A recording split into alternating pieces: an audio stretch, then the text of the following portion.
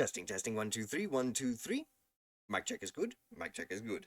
Then greetings and welcome back, Wolfpack. A pleasure and honor to be able to stream for you once again.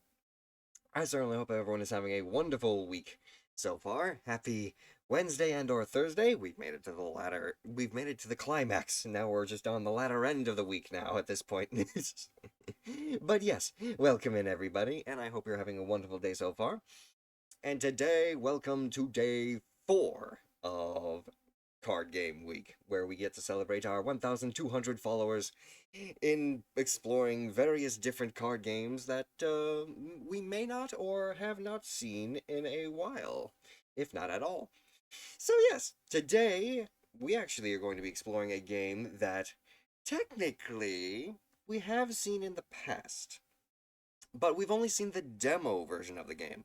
So it's going to be interesting to see how this game has actually evolved in its own sense, since its initial conception. But yes, today we are going to be playing a game that is actually near and dear to my heart because I actually helped with funding its development. I actually helped support this game by becoming a Kickstarter backer for the game. And the game in question is a little thing called Nature. Um, the game is basically just an updated adaptation of its initial form, which was Evolution, which we have played and explored a little bit in the past with previous streams. And Evolution is basically just a concept, a board game that is based around the concept of adapting creatures on your side of the board to basically control it and become the quote-unquote apex species in the quote-unquote player-made environment, which is very much a unique concept for a card game all on its own. Also, welcome in there, Avel and Shadowcat Salem. I hope you guys are having a wonderful day today. And thank you for your daily free check-in and for redeeming First to the Hunt there, Avel. So yeah, today we are going to be exploring the actual released version of Nature, and we are going to basically see about checking out if there's any single-player campaign, because Evolution had one, and I want to see whether or not they actually have one for Nature too. And since I just got the game in my library, I technically haven't touched it either, but I understand the concept thanks to the demo. So, we're gonna just go ahead and try and figure out how well this works. Are you playing Sea of Thieves with the guys? I am not playing Sea of Thieves with the guys today there, Warden. What we are going to be we are focusing on the card game week. And Mecha and Nakara, my good friends who are usually doing the regular Wednesday collaboration, they are doing a dual stream of their own. Sorry, only just joined. No, you're perfectly fine there, Warden. Perfectly fine. I just ran across spoilers for an anime which I'm watching because I googled a character name. Fair enough, there, Evel. Have fun with that. But yes, let me also make sure to give a shout out to you there, Warden. So yes, let's go ahead and get ourselves into the game, shall we? But real quick, is there any offline activity that needs to be addressed as well? Let me see here. Nothing offline that needs to be addressed, which is perfectly fine. Just gets us into the gameplay that much faster.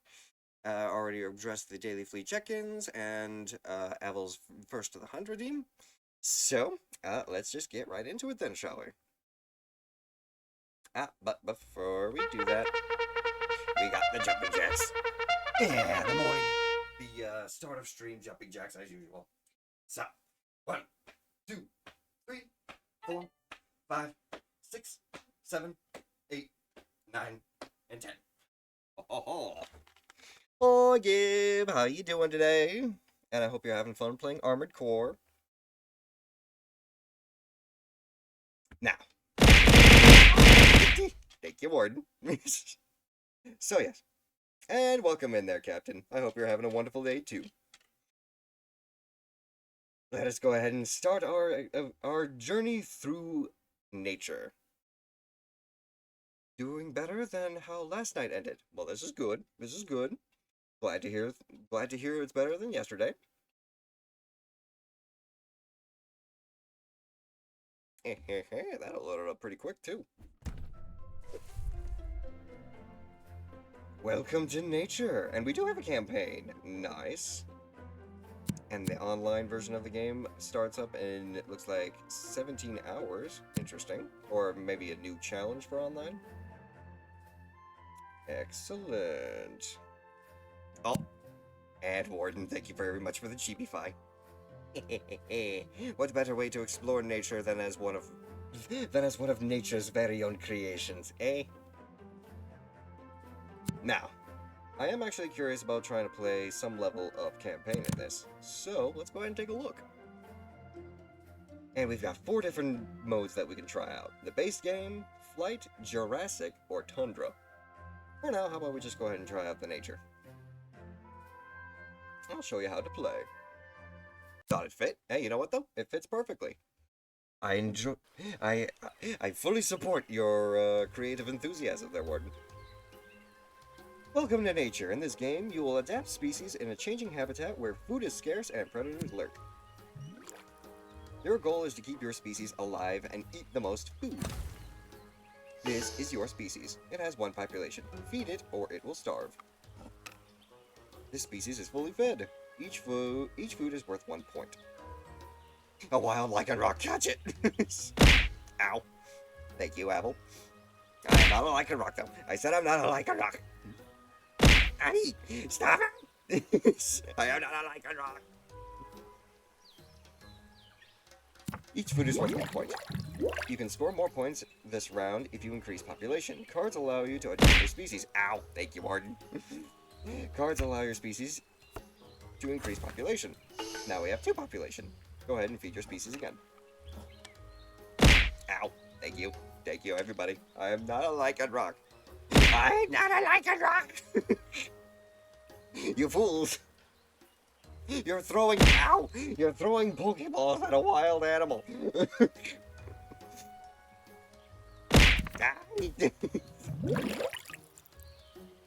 Your opponent has come to the watering hole. In nature, you compete with other species for limited food. Ow!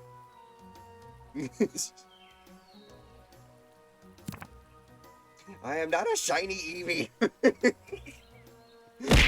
I am not a Lycanroc, I am not a Eevee, I am not a Poochyena. Damn it! Everybody's just throwing...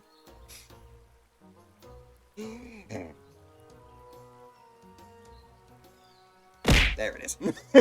I was waiting for it. I was like, are you done?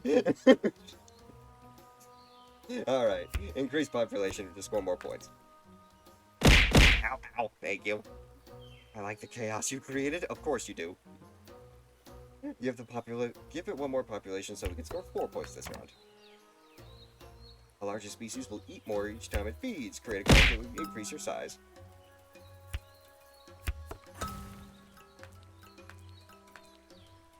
Add a bunch of population. Let's hope they don't get fed.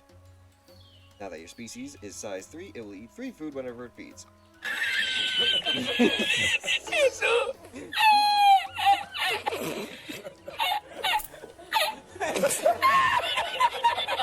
I am not a rare Pokemon! There isn't enough food for your opponent, so it loses 2 population and starves. And thank you, Gib, for the care package. I actually could use that right now. Oy. Much appreciated.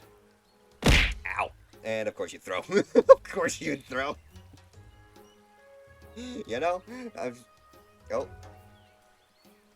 Oh, thank you very much for the 5 stream streak.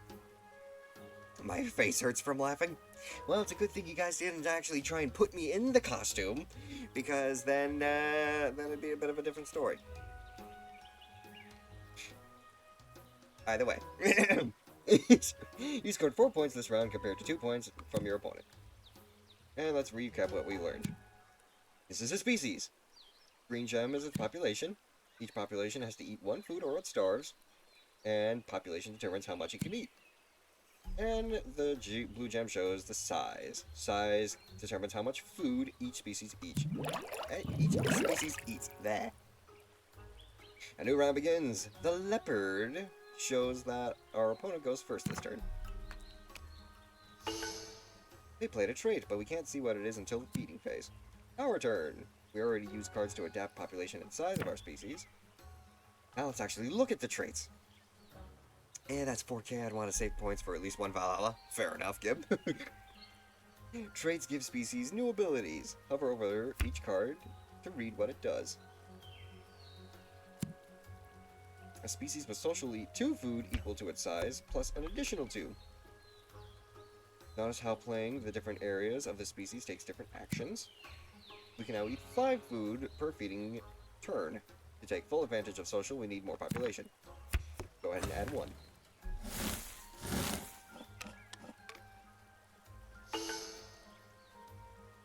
Our opponent feeds first. Looks like they added social as well, so they took 3 food. Our species population is 5, but there's only 2 food left in the watering hole. Not to worry though, there's one more action we can take with a card.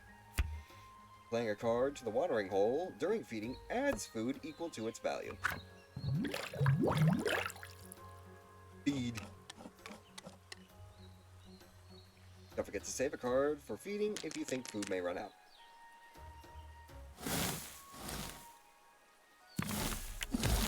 Each round of nature you get an additional species. Now you have 2 species to look after. I wonder if our new species will get any food. I doubt there will be food left after our big species and opponent eat. How about we try and play a trait that will feed it? Play opportunistic on our side. It gets food when there's food left in the watering hole at the end of your feeding turn.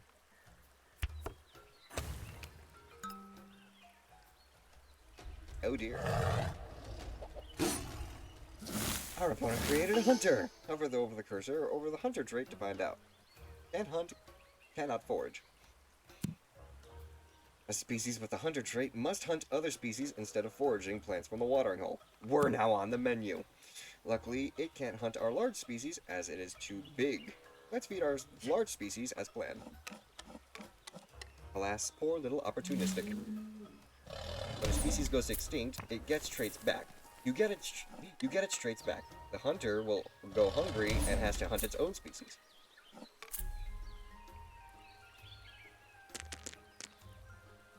And what's up there, Stark? How you doing today? You look like you're in a bit of a panic, though. I hope you're having fun playing Final Fantasy. Only food on surviving population counts towards your score. Even though we got hunted, we still got 5 points compared to 4 points from our opponent. Population and size lost in a round are added to your new species next round. Instead of a 1-1, we receive a 2-2. Our opponent went first this round. Cards played this round are seen face down by our opponents, except for hunters, which are revealed immediately. Now let's defend both of our species from that pesky hunter. Our opponent increased the size of a hunter to 3, so hunters cannot hunt larger species. Let's increase the size of our largest species to 4, so it's too big to be hunted. Instead of size, we can also use traits to defend our species. Hover over the fast trait to see what it does. It can only be hunted by a species with as many fast traits. Fast species can outrun hunters without fast. Let's play a fast trait on a new species. You can have more than one of each trait on a single species. Just in case the hunter added fast to their new trait, let's play an additional fast. Excellent, that feels much safer. But to our next problem. We're last in the turn order, and our opponent might eat the most of the food. We could save another card to play for food, but that uses a card. Instead, how about we become a hunter? Hunter is a free trait. Draw it from the deck in the watering hole and play it on your largest species. We only got one more card to play. Let's add a population to the hunter.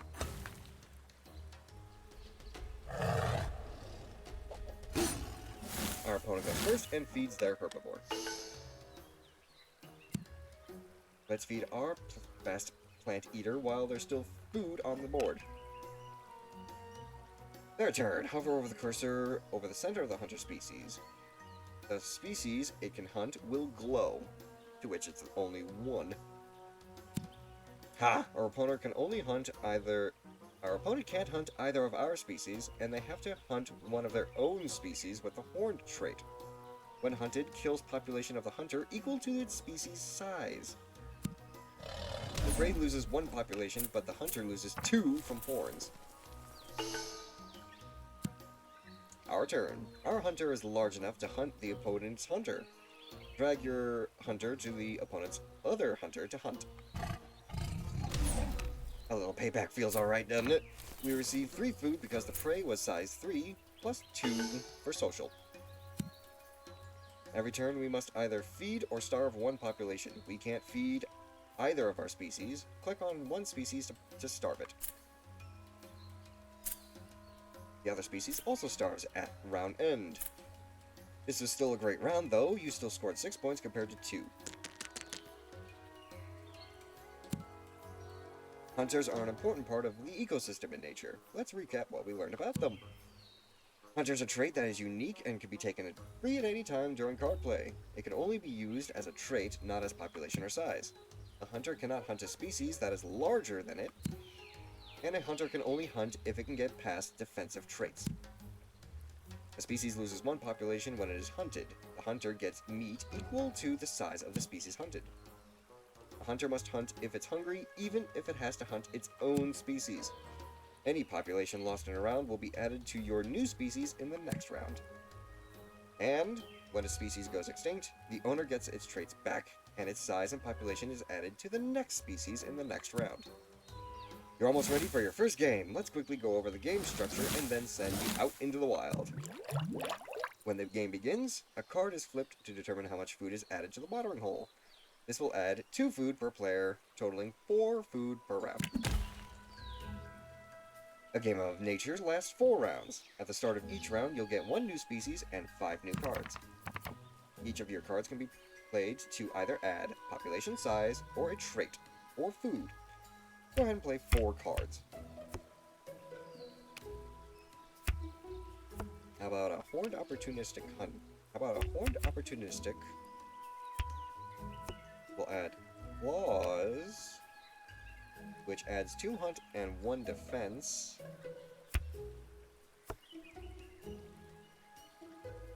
A super fast herbivore. Don't forget that you can hold onto a card to play for food during feeding. If you're finished, click the end of turn button. After playing cards, you take turns feeding 1 species at a time. The round ends when no more species are able to feed.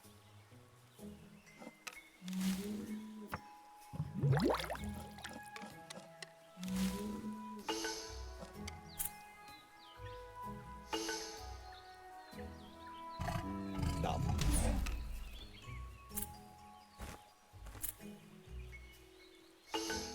Nom.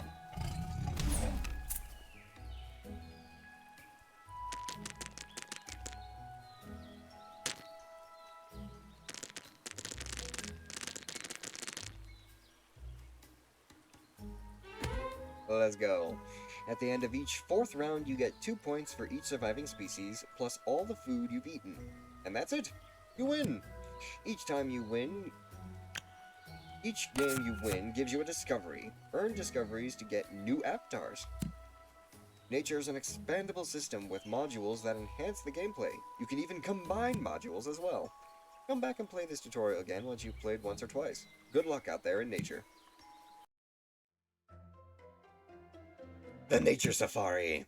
Now that we've done the tutorial, time for the actual game. Welcome to the Nature Safari. To progress, you'll need to overcome challenge levels where rules can change and take on epic boss battles. This first opponent looks fairly gentle. To really test yourself, go back to the map and switch to hard mode for a more challenging journey.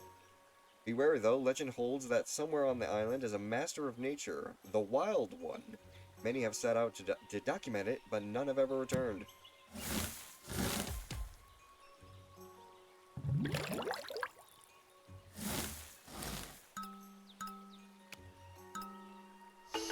Interesting.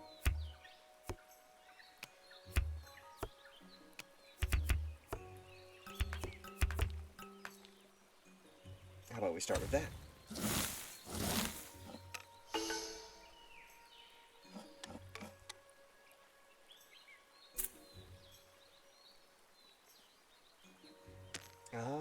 I didn't actually get.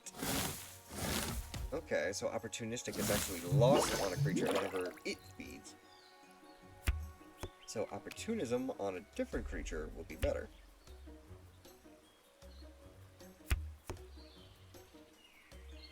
What we can do, in that case, give it Tusked to add on defense.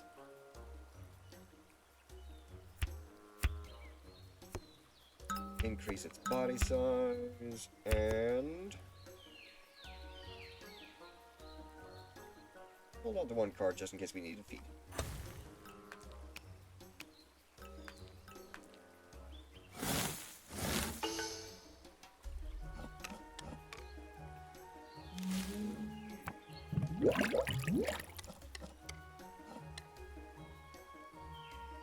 Oh, okay.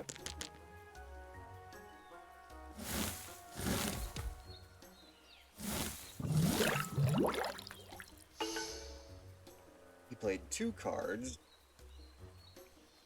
So how about we introduce a little bit of chaos into the ecosystem?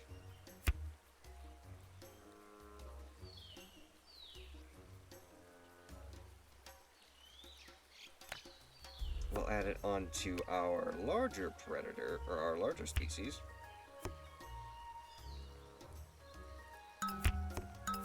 Make sure we have the maximum body size.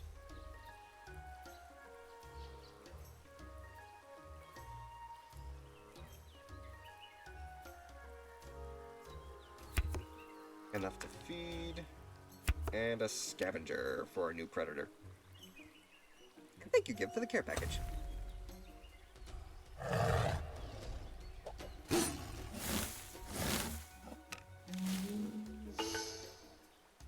Let's get rid of... Oh, wait.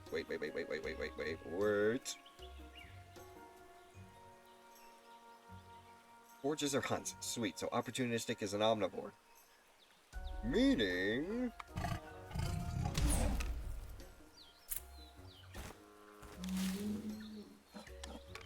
everybody can eat. Bye-bye, Biggie!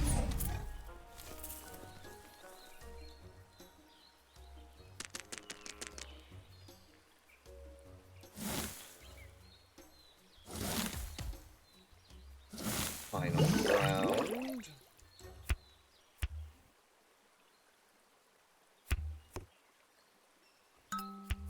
Let's increase some population size, just in case it needs to be added. You can get 2 food every time I hunt. I will hold on to these 2 to feed the one guy without any traits.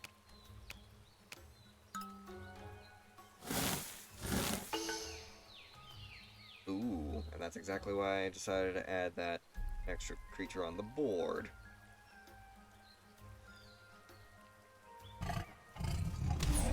Nothing lost is nothing gained.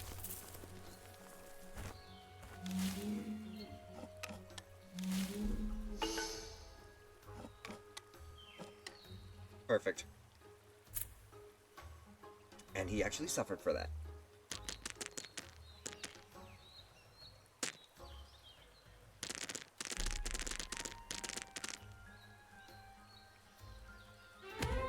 Quick and easy. Every single trait. Use every trait challenge.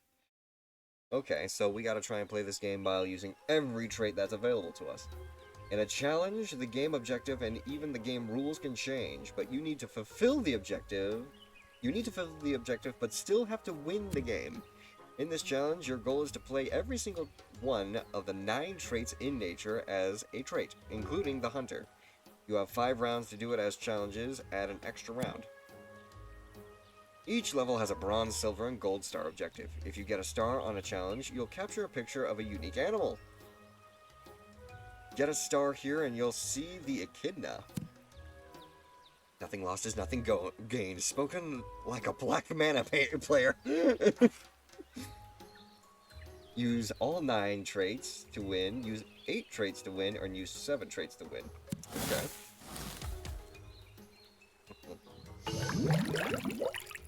So, how about we do opportunistic, tusked, or not opportunistic, social, tusked, and fast to start us off.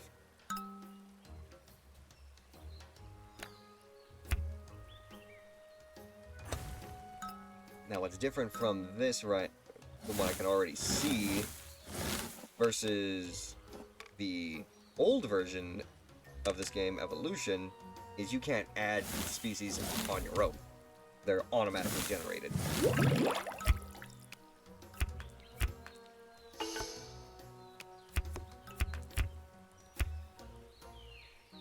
Opportunistic. Wait a minute. Scavenging opportunistic creature.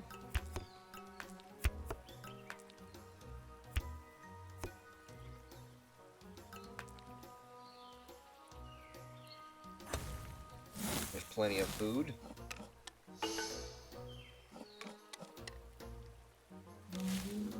Feeds you, and boom.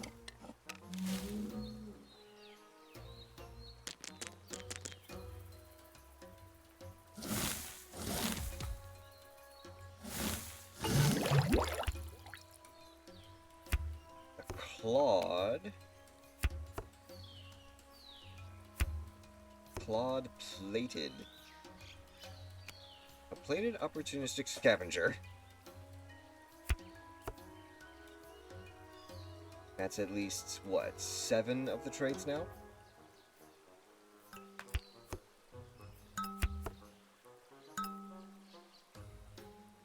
Hold on to 1. Just in case.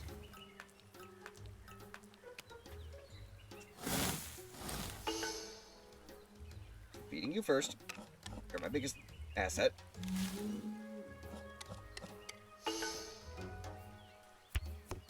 I don't want to give food to him, though, yet. So...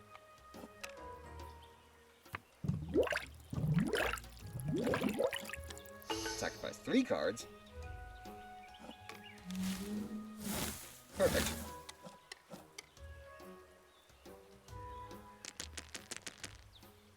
That's round 3 done. Round 4. Horned. Predator.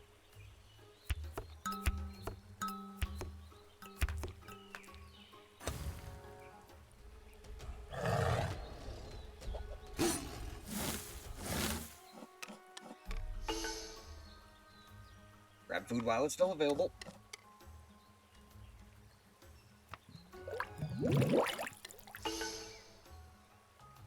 You can grab food.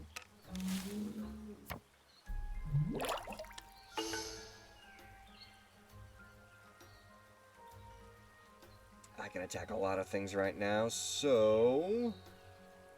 you feed. 1 less food on the board.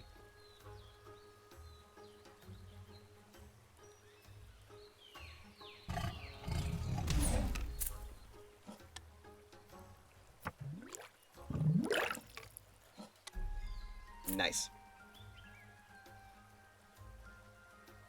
So that's all 9 species, right? Or all 9 traits, right?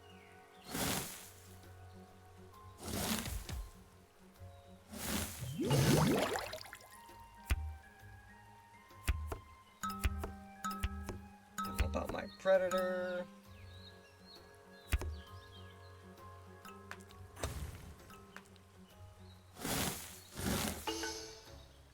You feed first.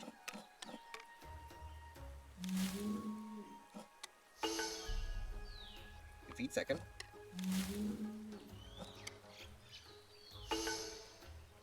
You... go after that scavenger.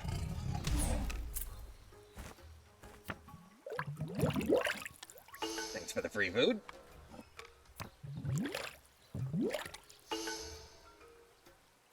And wipe off that species.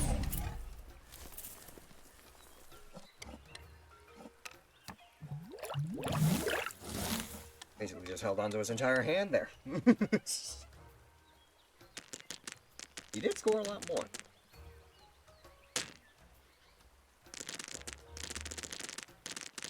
All of the meat. Perfect! Oh, wait. I didn't see what I unlocked, though. Damn it! Our first opponent, expect to see a lot of this one. The Fertile Opponent. Hey, yo. As we explore the island, we'll discover opponents that use distinct survival strategies. Looks like we have our first sighting of the Fertile Opponent. Fertile strategy is straightforward. It loves to add population. You'll have to find a way to counter it. Did you notice the star in the top right of the screen? Click it for the goals necessary to get the coveted gold star for this area. Beat the AI by 10 or more, beat the AI by 5 or more, or just beat the AI by 0. Oh. Did I accidentally click reset?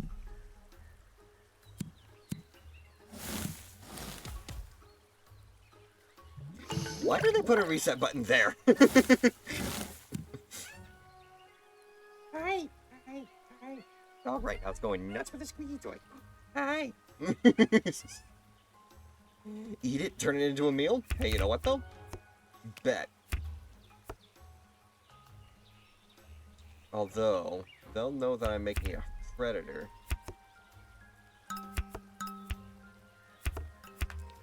So we'll need...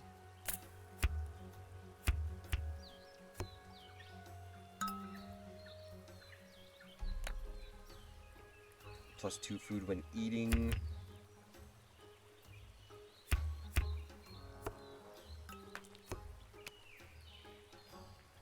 This is basically the Valhalla. Our Valhalla is basically whether or not we can actually kill something. Turn 1.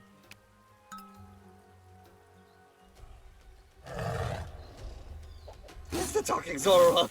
Welcome in there, Ray. Also, they managed to grow themselves larger enough. Damn it. How you doing, Ray? I hope you're having a good day. Ow, thank you.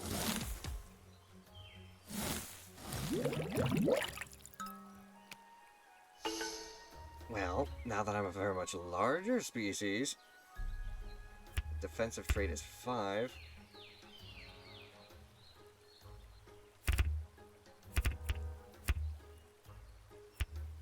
Problem is,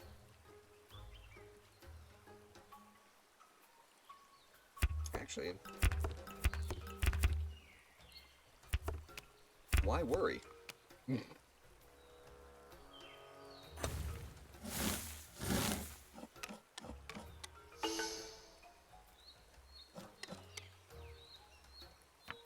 I could practically feed myself.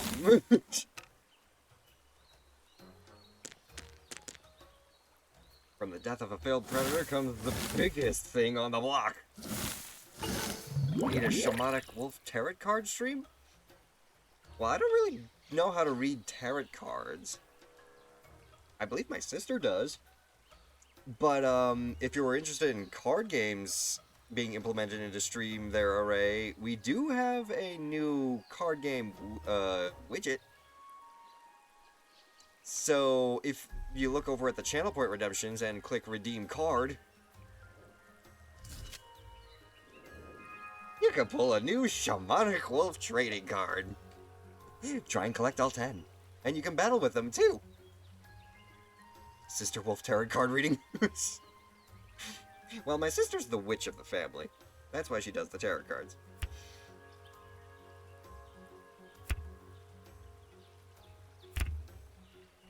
Can I trade it for a Charizard? No. I don't think you'll be able to... I don't think you can do that. Interesting concept, though. And yeah, there you can also look at your collection, too. Just like how Captain Crazy just pulled up his collection.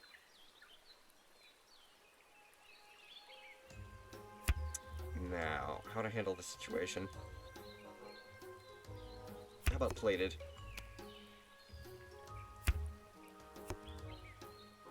There's a lot of small creatures out on the board now. Wait. just in case.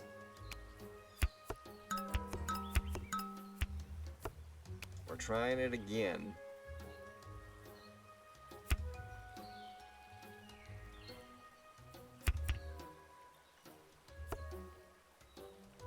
Put the plated on there. And we'll leave it at that.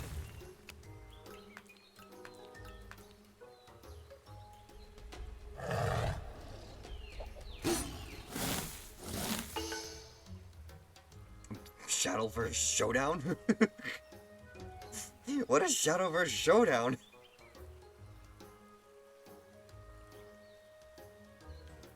Ooh.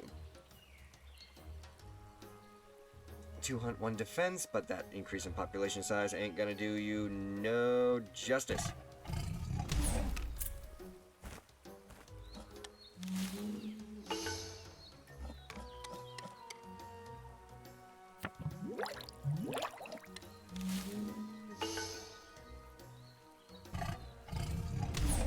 Be gone with you. Shadowverse Champions Battle. Oh, is that from the, that's a saying from the Shadowverse Champions Battle game?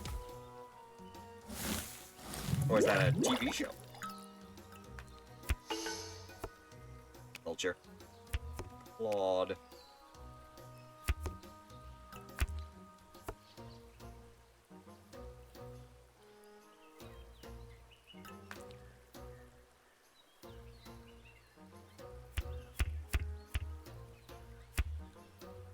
Two, three, hang on a minute. Were there any other cards with higher play value? Yes, there was. So we'll hold on to you.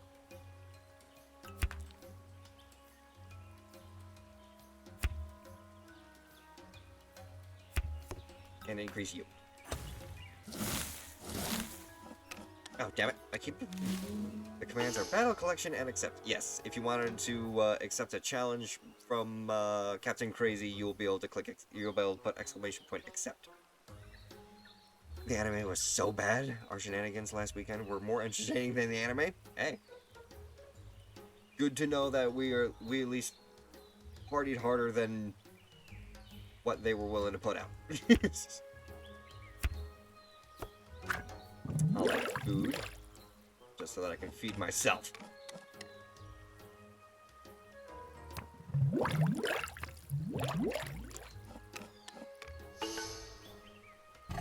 Going after that scavenger, who's trying to benefit off of me.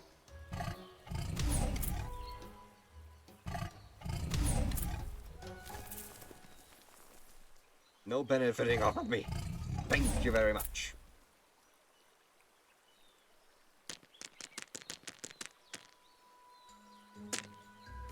Oh, and that was the turn. Hey, and thank you very much for the third of the prize there, right? And you did. Freaking magic card. Oh, but I only beat him by only 6. Fair enough. And thank you for the care package.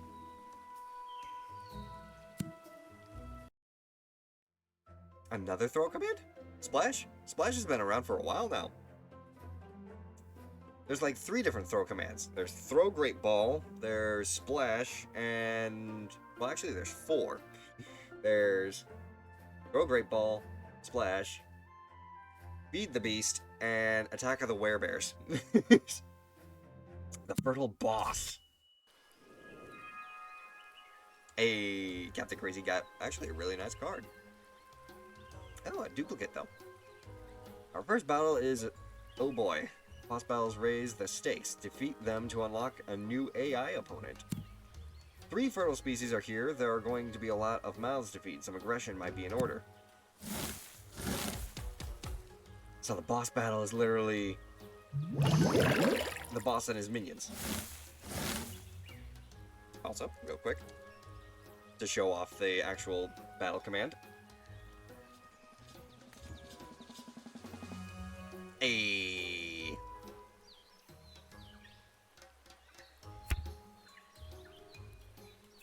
Clawed, +2 when eating.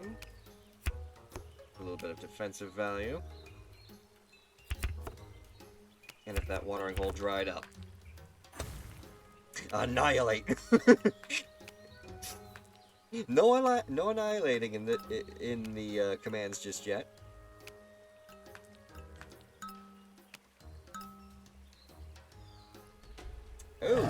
Oh. Well, y'all can't touch me, because you are all too small. I got all the defensive traits.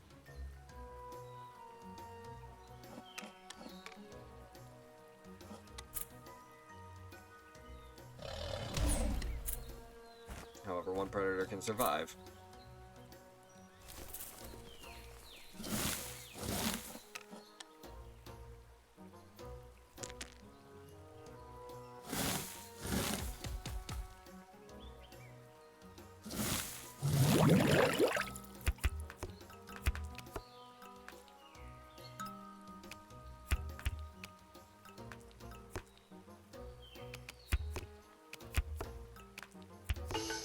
Heavily plated little motherfucker. My defensive size is 10. Y'all can't even touch me.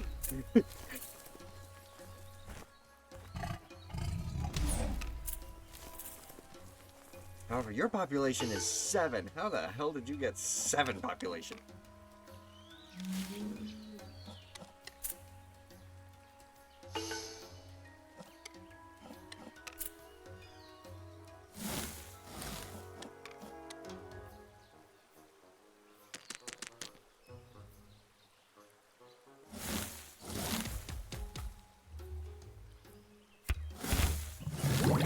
Can I go beyond 6? Oh, I can! My defensive size is 8. Looks like we got one predator still on the board. I'll add a scavenger. Defensive size of 5. Can't touch me.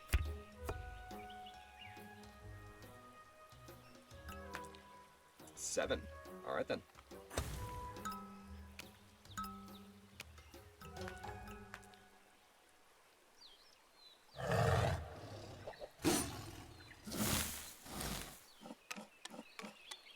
You can't touch me, and you can't touch me.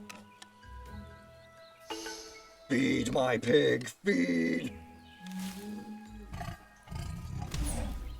And I'm benefiting off of the predators now.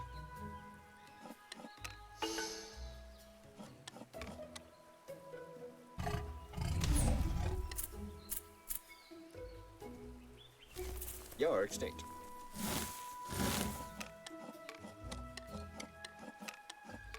Holy crap.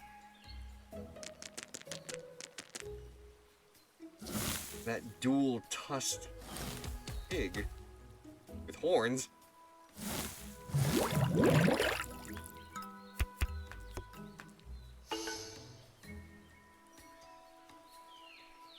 Ooh.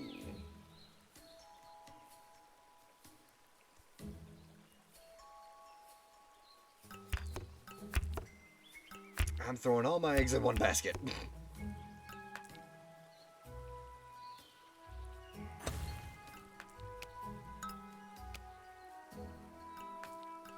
I leave a single species.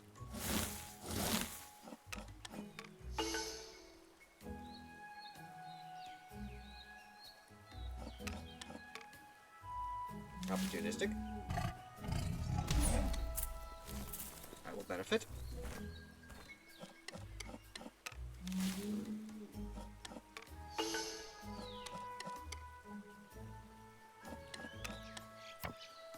That's right.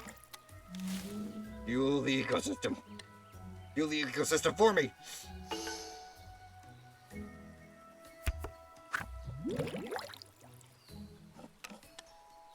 Now, perfect.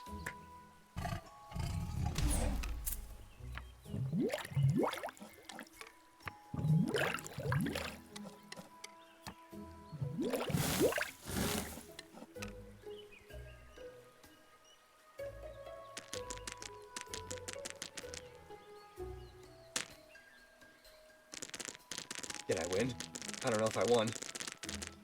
Oh! Technically, it was a tie. Hooray, though. Yeah, by 0 or more. What to do when the watering hole runs dry? The no food challenge. Guess what? I can't eat anymore. This watering hole has gone dry. Somehow you still need to find enough food to get past it. Get a star on this one and you'll capture the picture of a thorny devil.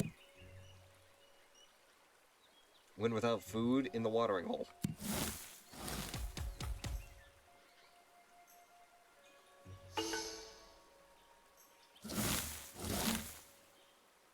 Okay.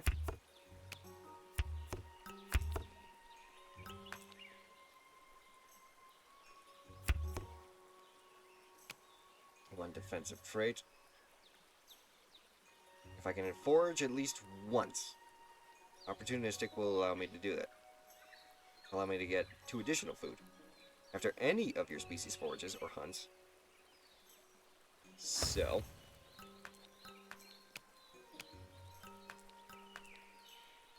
someone's going straight for the predator route, but they are tiny predators, so that does not mean anything.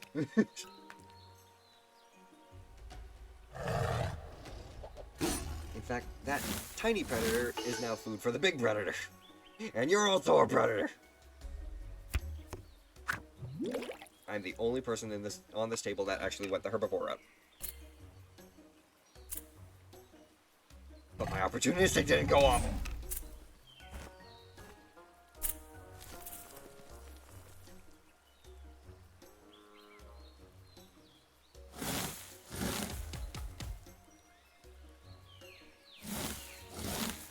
Okay. Okay. When the watering hole goes dry.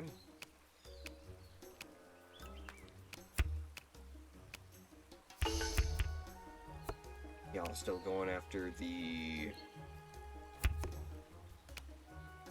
predator route. 2 predators on that side of the board, actually.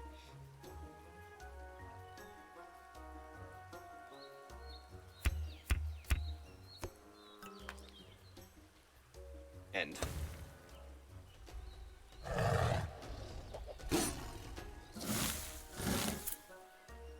Got the fast and horned trait. So technically you could attack me if you wanted to. But there's an easier meal out of you.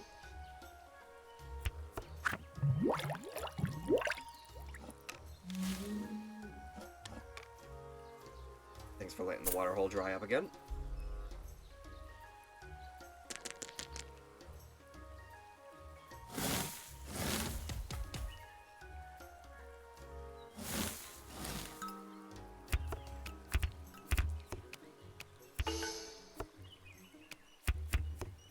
Super Speedy Gonzalez.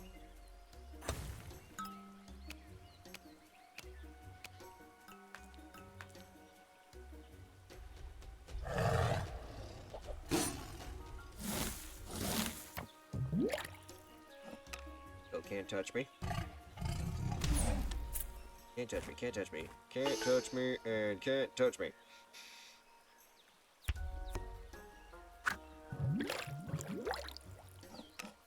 Grab what you can. Wait, what?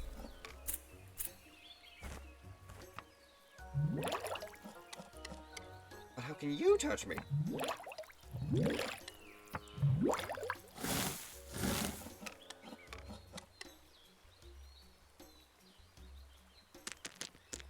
I'm falling back though. Named Shamanic. Hey ya. What up there, Coolican Dragoon? I hope you're having a good day today. I need to benefit off of all the predators in the environment.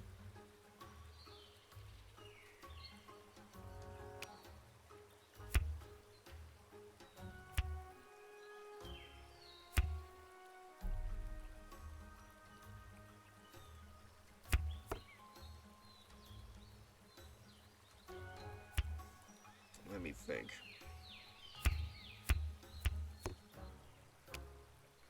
Need some defense traits on you.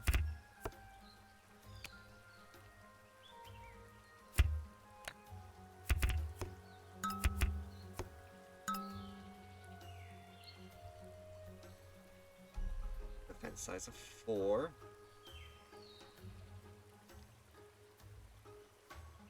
Offensive size of 3, base size 3.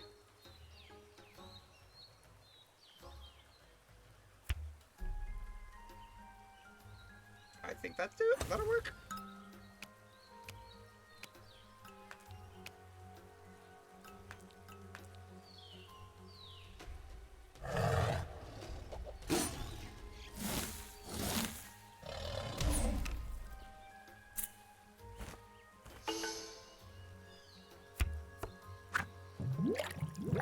Need to feed the social species.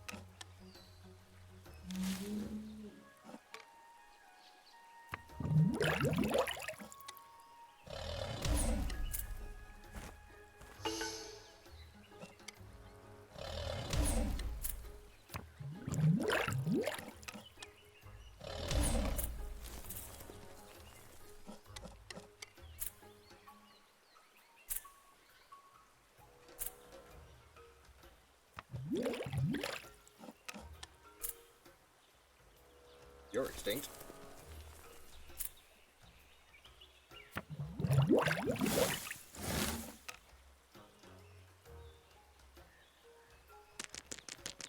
That predator is dominating with 2 scavengers. I gotta give everyone else a scavenger trait.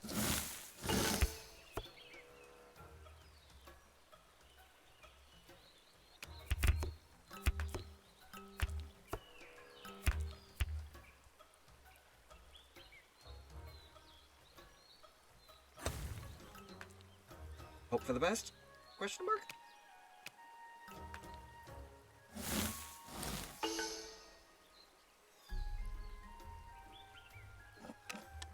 Hey, what up there, Murray?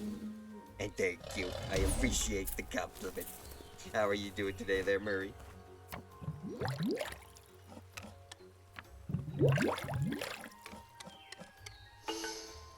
I'll eat that one.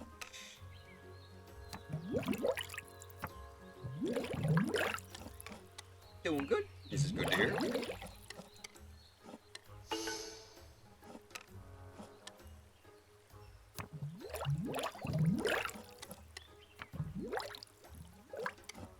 Self-sufficient, regular, and fertile.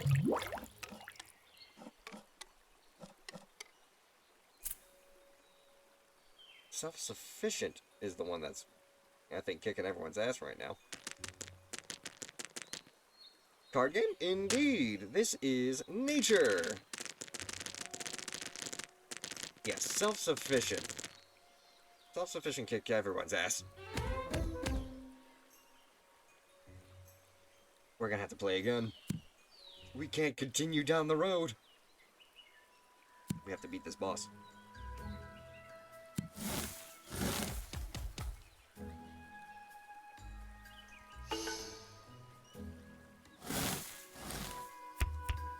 Tusked. Scavenger. Fast.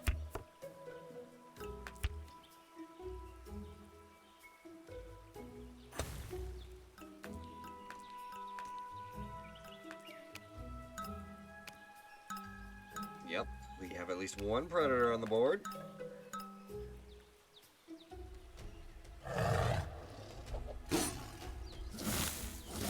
Precisely what I predicted.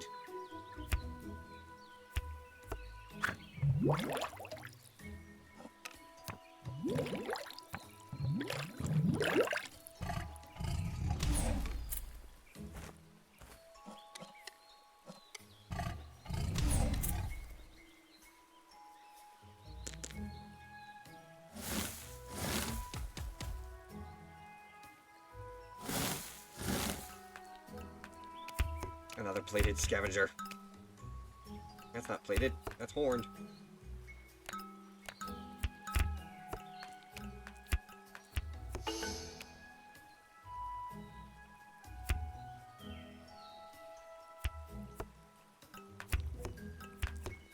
You're my new bank.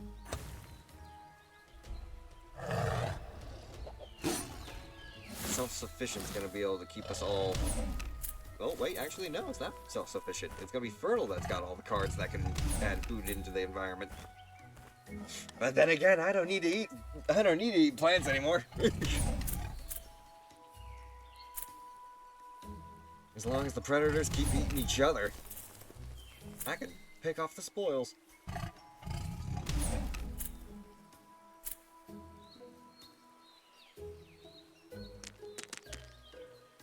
I just gotta keep my guys properly defended. To which, another plated scavenger. The first one will get horns.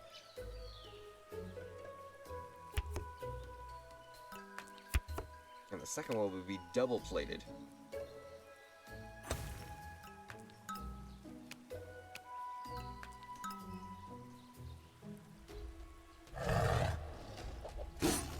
This is a new model, or you're going to switch depending on the stream.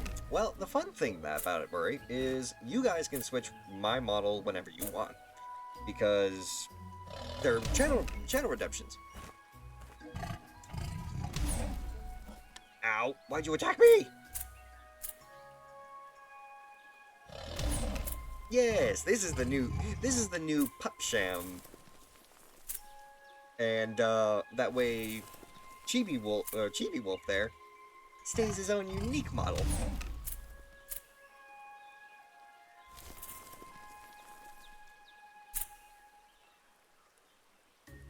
And thank you for the alert there, Murray. And the Daily Fleet check-in. Okay. So obviously we've got a predator who can actually hunt us now. What the dog doing? What the dog doing indeed. We need to try and work around that. You're a social clawed predator, but you're not fast.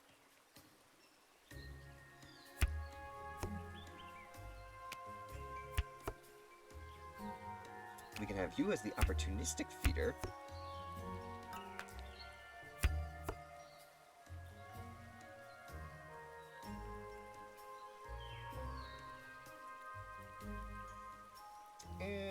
Hold on to that. No, wait.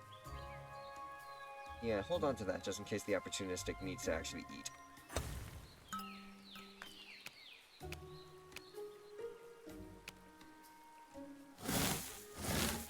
Double clawed.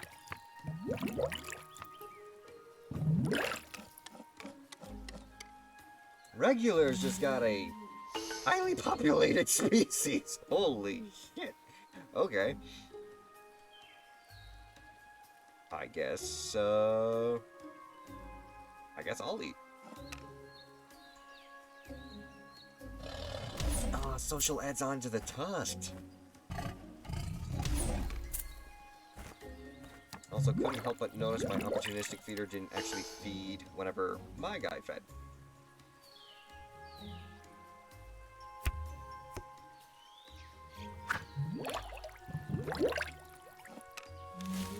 There we go. I need to eat at least 2.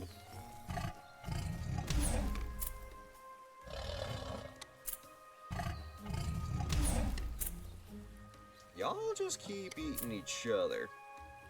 That's perfectly fine by me. Yeah, 12 population. Someone's banking in for just 1 creature right now. To which I honestly should really just bank in all my creatures.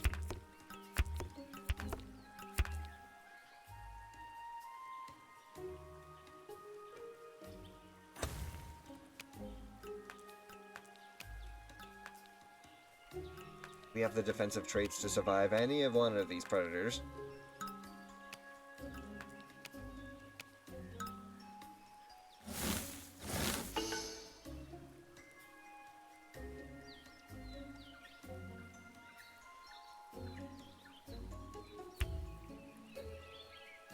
Feed you. On the off chance that you actually survive.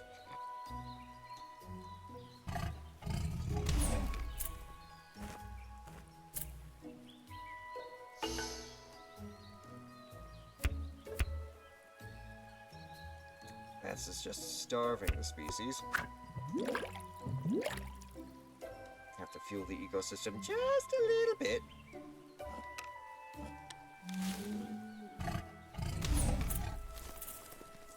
Unacceptable loss. His 2 points are my 4 gained.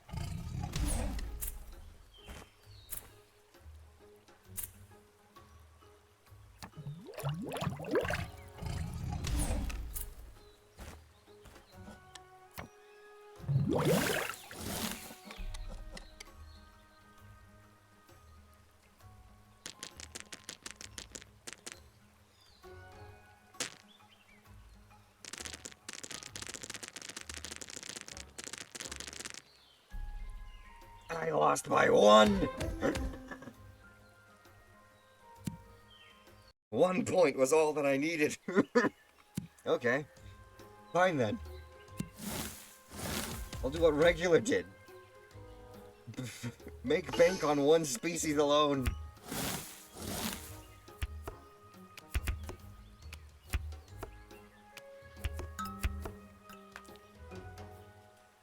Defensive size of 4. A starting predator would not be able to punch over that.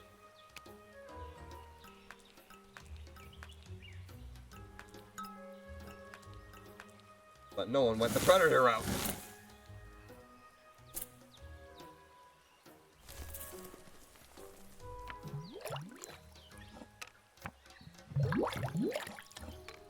Thank you.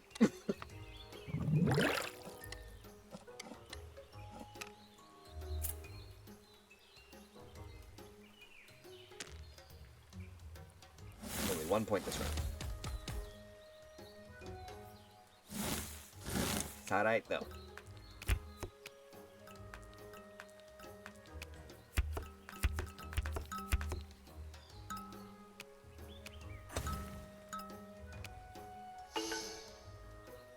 One predator on the board.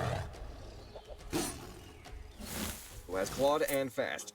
So we are on the menu.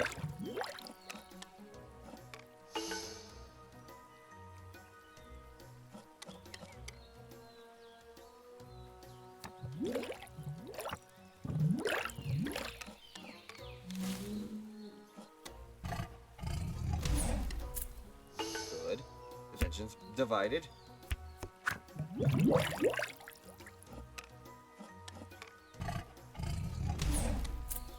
Ah, my scavenger!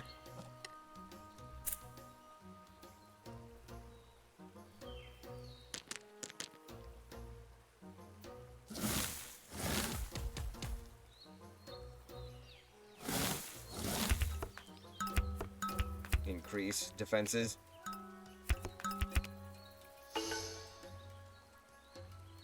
Size of 6.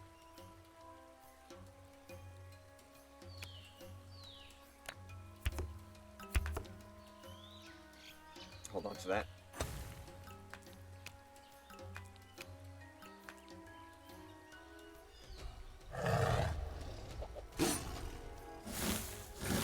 Two.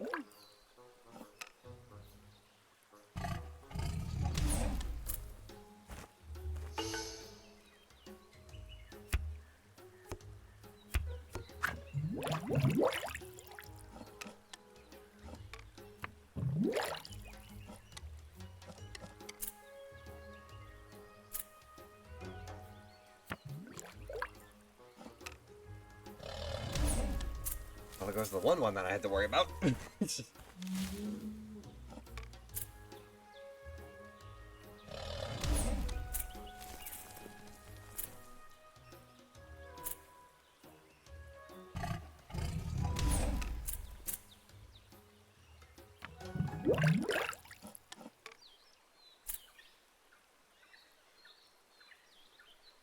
That opportunistic fast predator.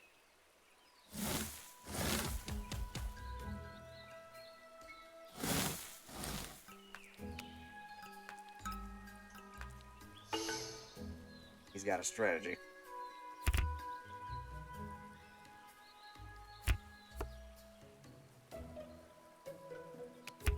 Tusked. Actually. Tusked.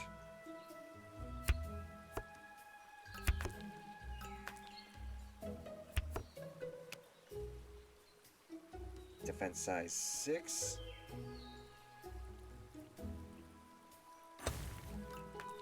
Can't touch me now. Can't touch me now! But I can eat everything you got. I'll accept to starve. What do you mean? Play a frickin' card! One of you! Oh.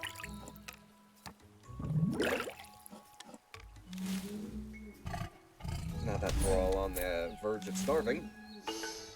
Thank you.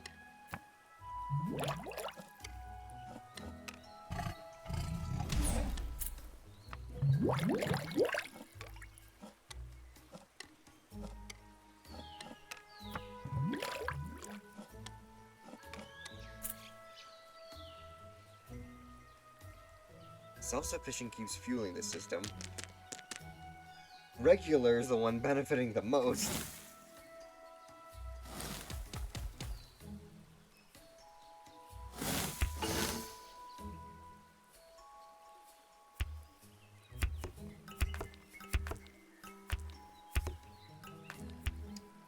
I'm just banking everything that I got.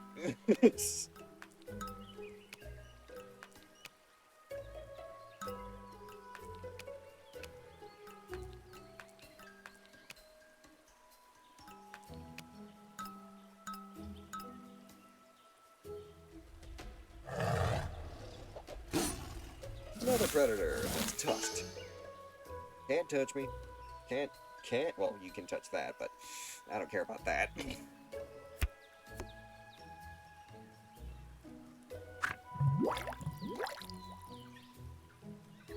You might as well eat.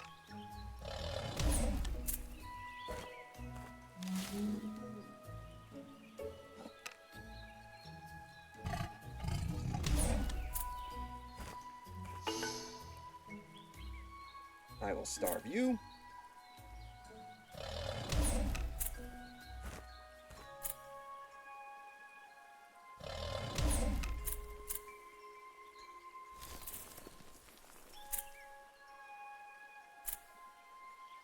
Once again, nothing lost is nothing gained.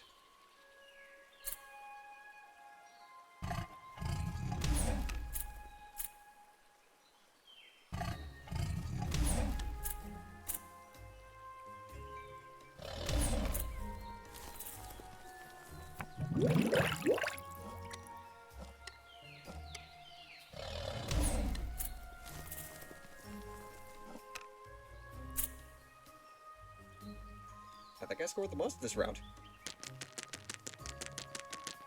By 1.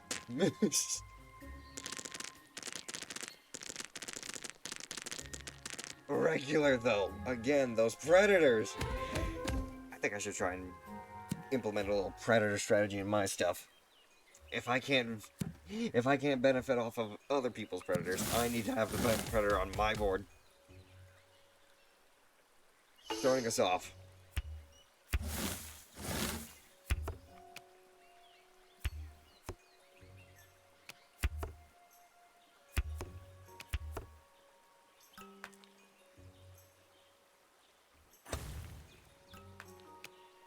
Again, don't want to just openly expose myself. If someone decides to go the predator route right off the bat, like this guy. You can't touch me! And I can be self-sufficient. So everyone starve on your own.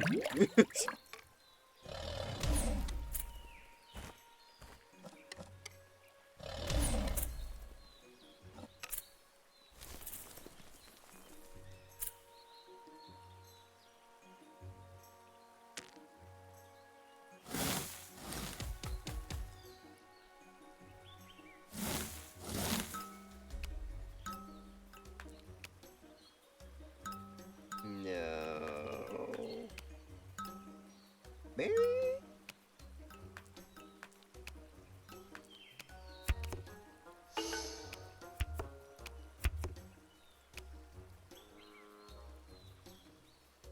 No.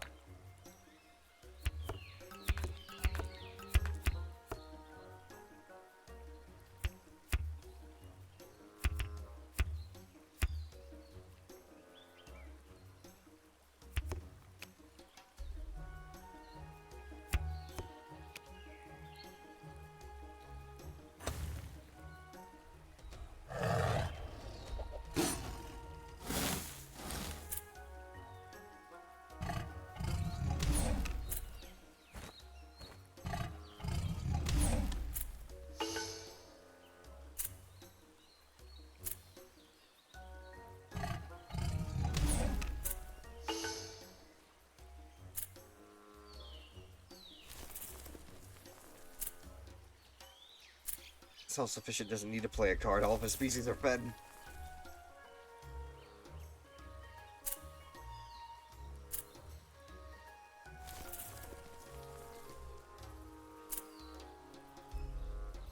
I have to watch my own species starve. No. Fuck.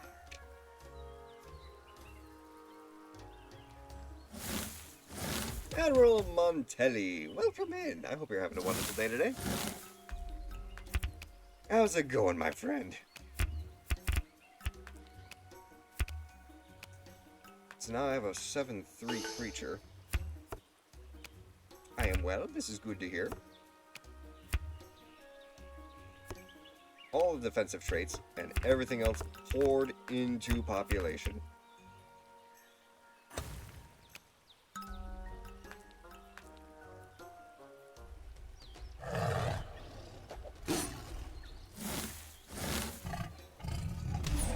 This is what I needed.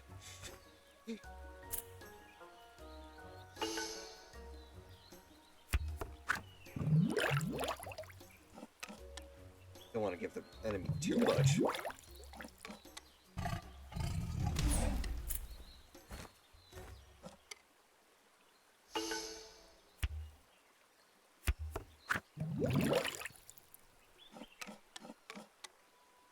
And now I just need another predator to kill something. Oh wait.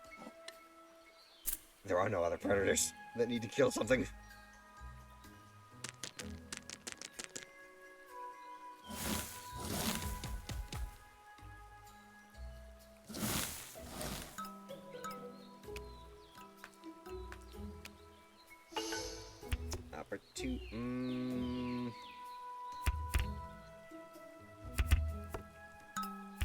Opportunistic tusked.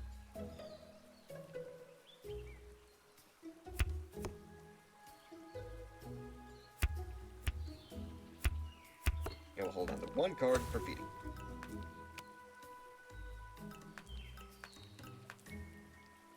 Allow me to give you a quick shout out there, Admiral. Here you go.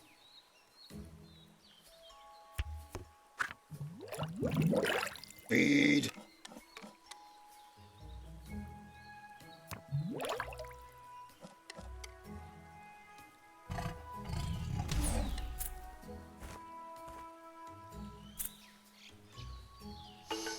I'll have to sacrifice a small tribute.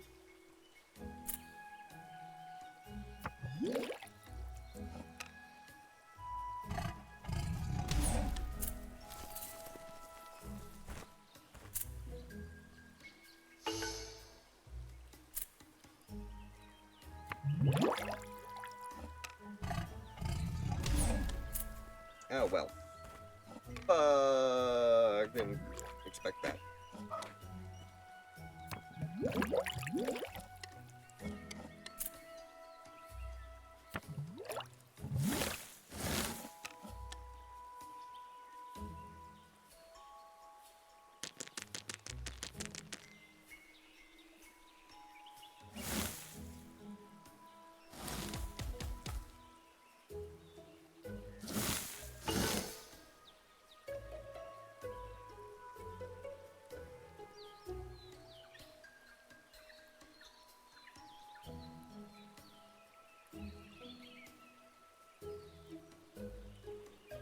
Right, so, what's the situation now?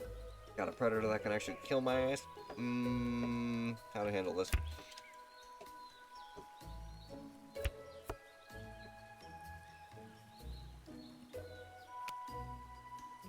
attack value of 6. Defensive size 6 protects us. It's not fast, so we can do that. Opportunistic feeding.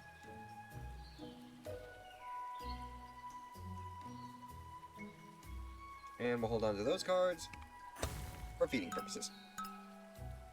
Why, thank you. This is an interesting game? Yes, this is nature. Try and survive a player-made ecosystem.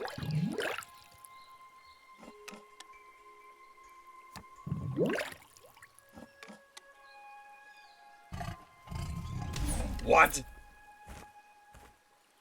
Also, boom. There you go. You can still attack me? How?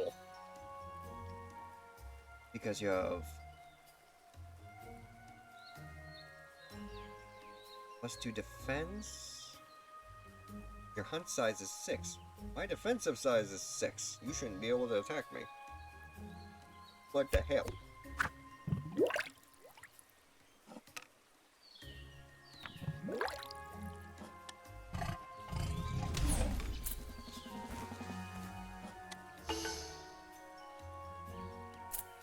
My opportunistic feeder did not actually opportunistically feed.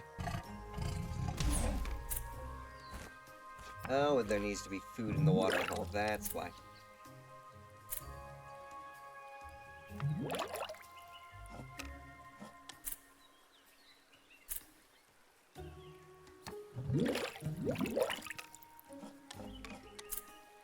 Ah, damn that pangolin!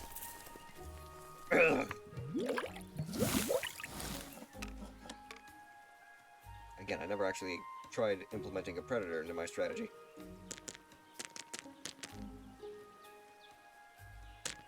Birtle definitely won that one. Oh! By a fucking landslide.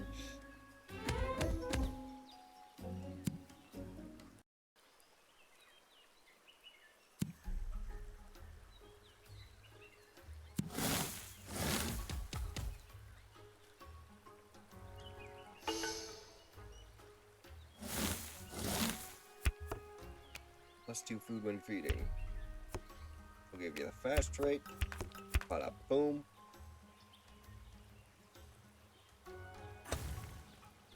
Have a good one there, Captain.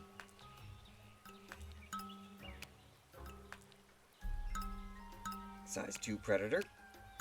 But I got the fast trait, so I'm good. Size 4 predator. Who can't actually do anything. So, I'm safe.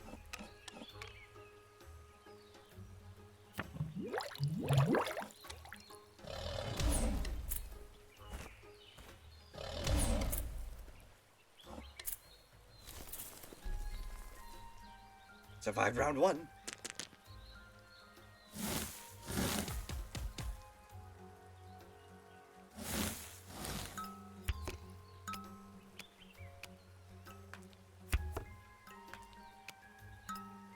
Wait.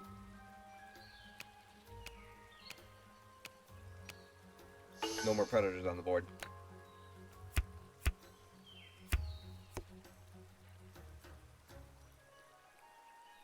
We can focus.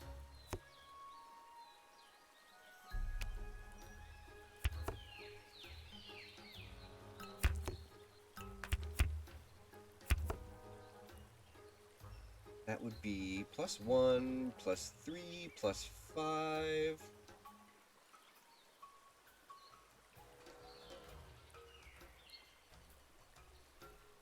Oh, that's only if there's 5 food in the watering hole. So we'll hold on to these.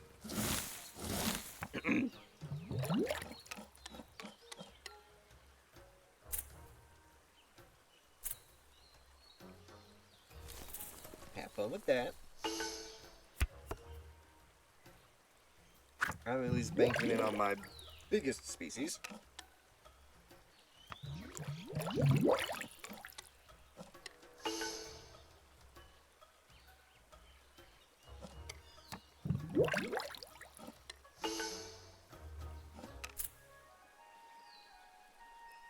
No, I'm not gonna try and play a card.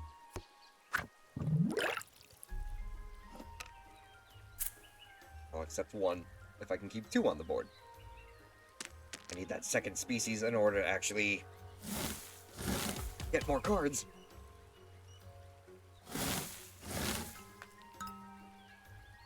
Oh no, it's only 5 cards per turn. Okay.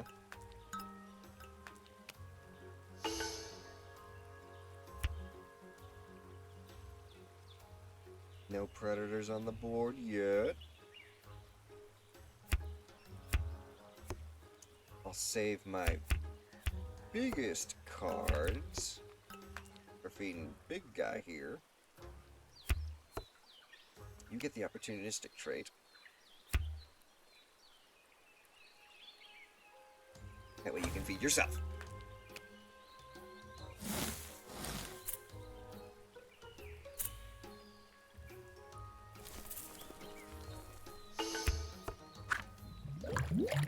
Mine.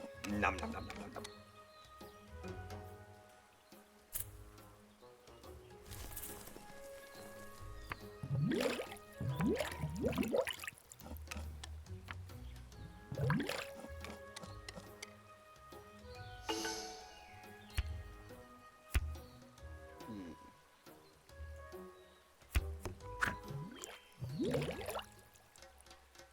Feed one, defeat the other.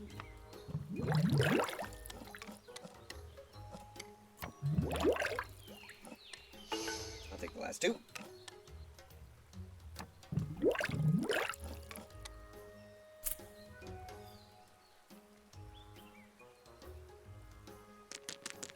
Now we're controlling the board.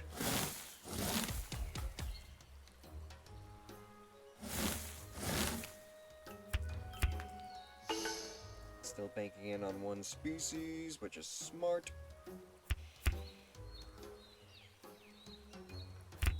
I'll add plated to my opportunistic feeder. I'll hold on to 1/3.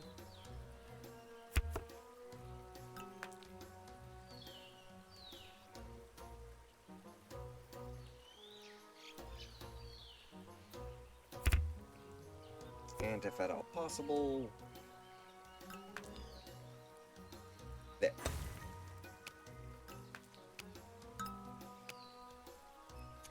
Predator approaches.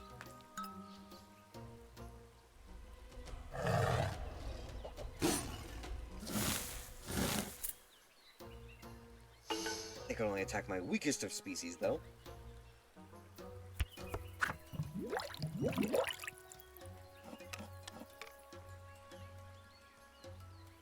And technically, they don't even need to hunt me.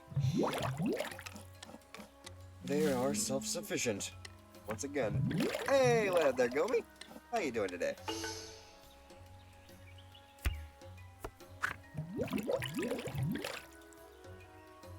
Feed, so that he can.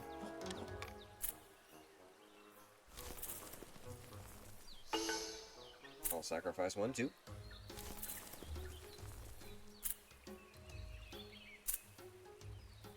He's trying to weaken me.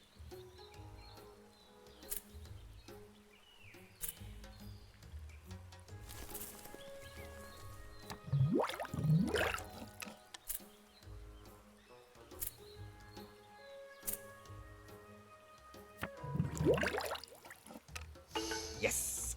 Save myself!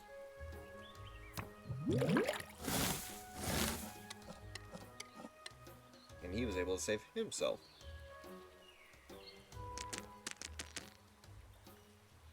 Final round.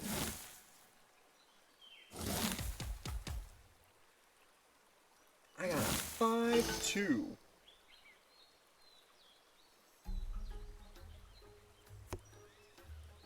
Why don't we turn that 5-2 into a predator?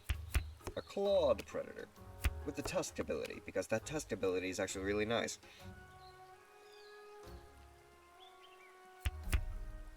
I will save these cards for feeding my creatures.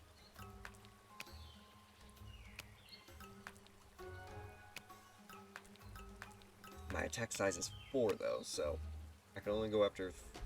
Actually, there's plenty of things I can eat. What the hell am I saying?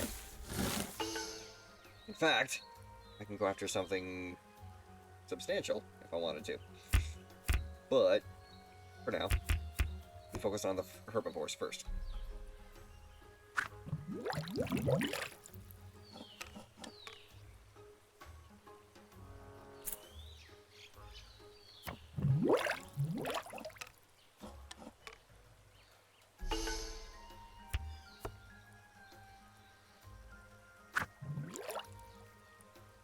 Secure your position.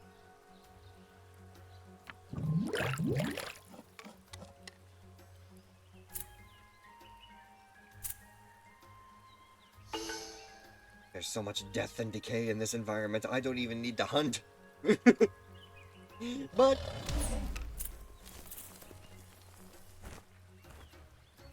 holy crap. Very social scavengers are broken.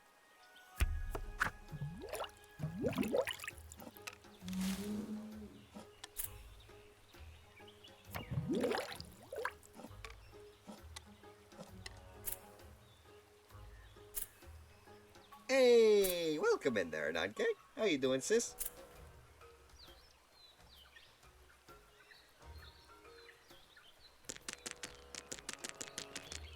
I think we got this one.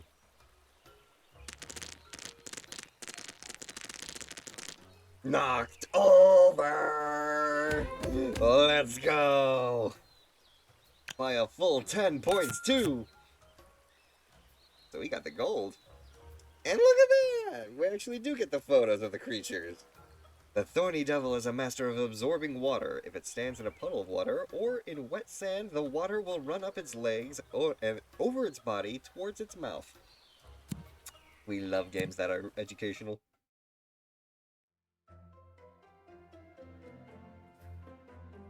This one is Hungry, the glutton opponent. The glutton only cares about one thing: food. Eating as much as it can, as fast as it can.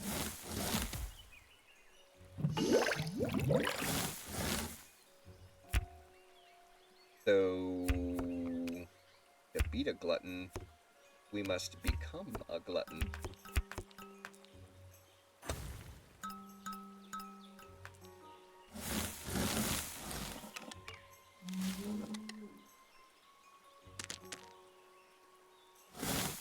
We went different routes with that one.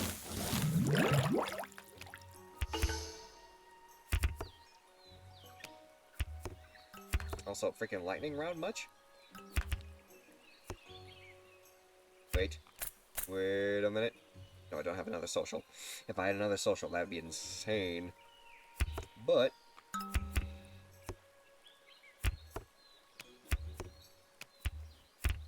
too much opportunistic.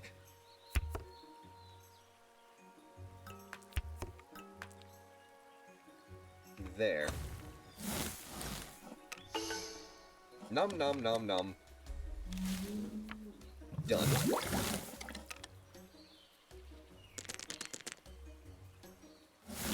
Did we step on the speed dial? What the fuck? Is it lightning round?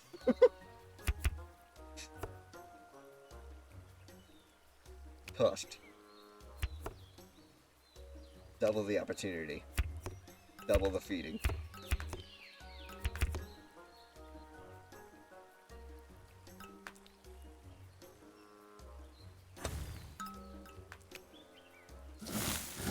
I eat first.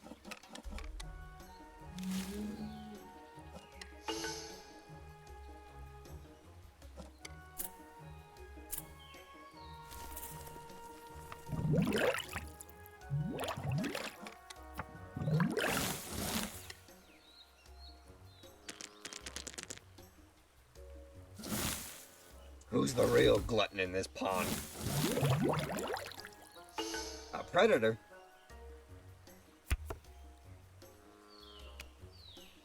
Cool. Only body size 3?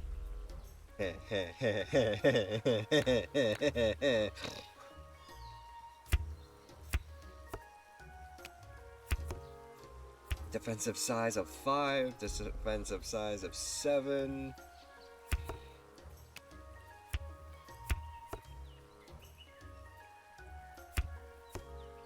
defensive size of 4.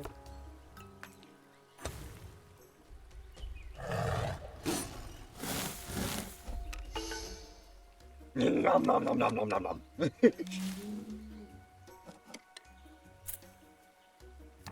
You can only touch your species.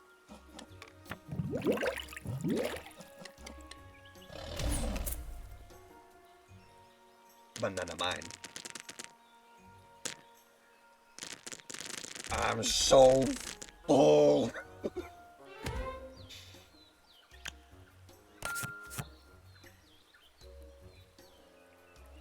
Oh, but no special picture. Just a challenge scored. The glutton boss level. It's an eating contest. 3 gluttons at the same watering hole. Good luck getting any food. Defeat them to unlock the medium glutton opponent.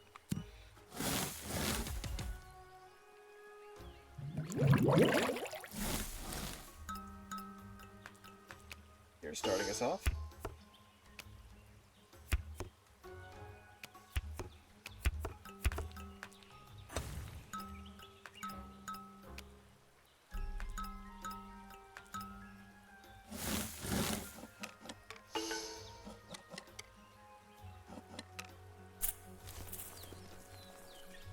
One glutton's already out of the race.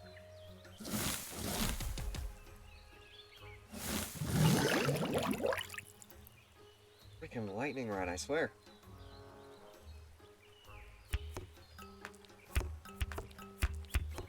But why wait? Let it ride!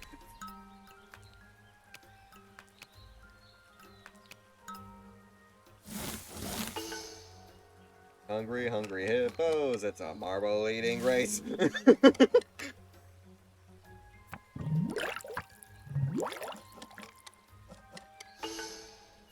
I don't want to give out 4 food though. I'll starve.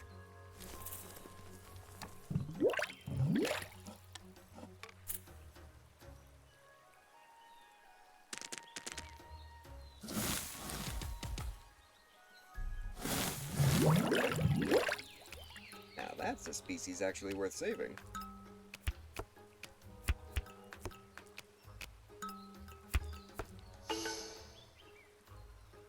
I don't see any predators.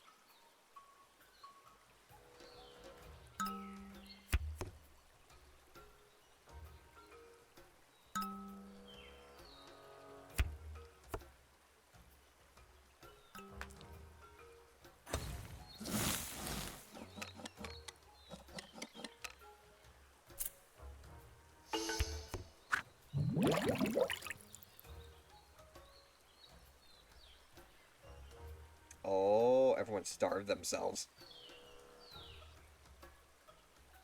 If I want to keep my species.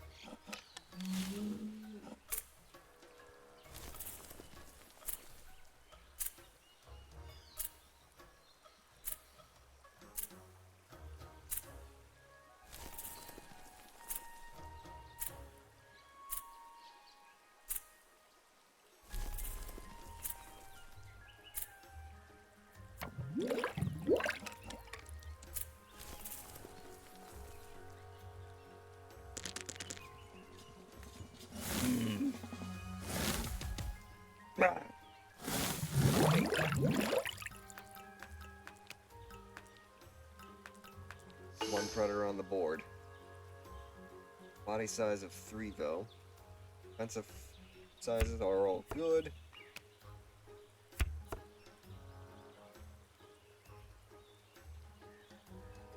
Hey, thank you very much for your daily fleet check-in there, Gobi.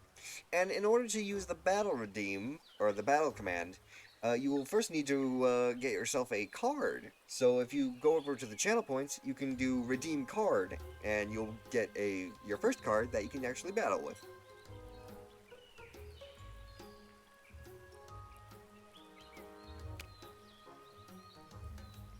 And we'll hold on to these cards just in case.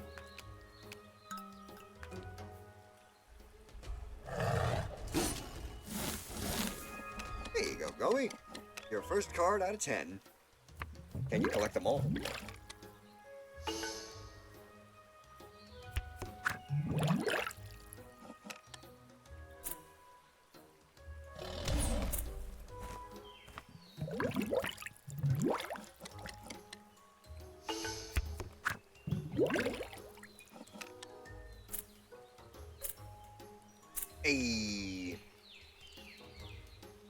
shall accept being your first opponent.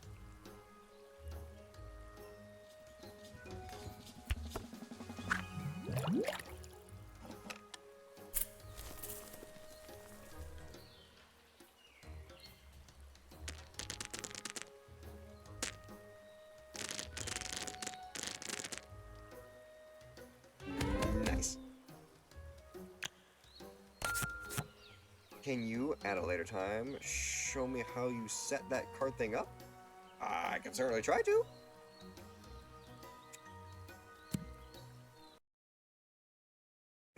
Excuse me. Yeah, right now all the card art for that little mini game is it's basically just a whole bunch of um, what's the word I'm looking for? It's a whole bunch of images that I use for all my promotional stuff for streaming. I would like to actually commission some custom art for this little card thing though. Make it look a lot cooler, to be honestly. It's just cool, I like it. And yeah, if you're also curious, you can also type in collection to see what cards you got.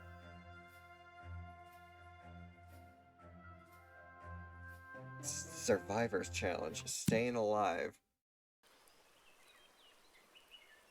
The game order is flipped in this challenge, and you start with 5 species. Protect your precious species and don't let them die.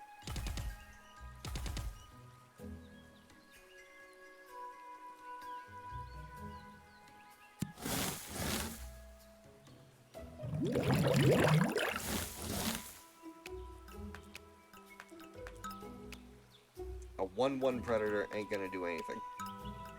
Unless that trait saves them.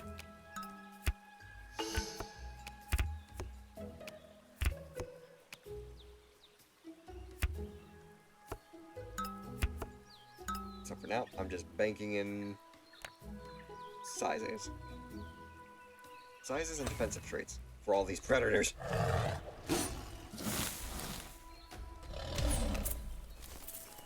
I probably should have added a predator of my own. I probably could have made that one too a predator.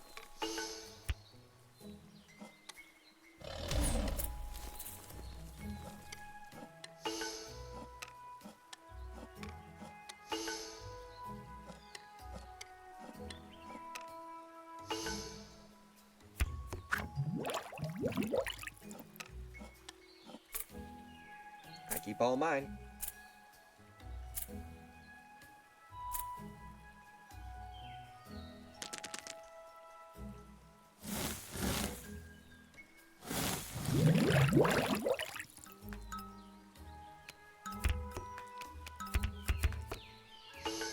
Defensive traits.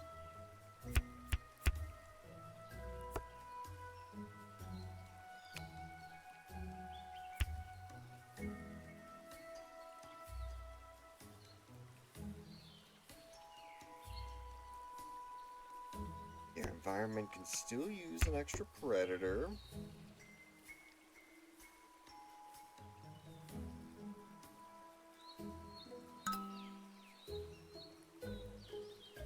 And I want everything available to be eaten.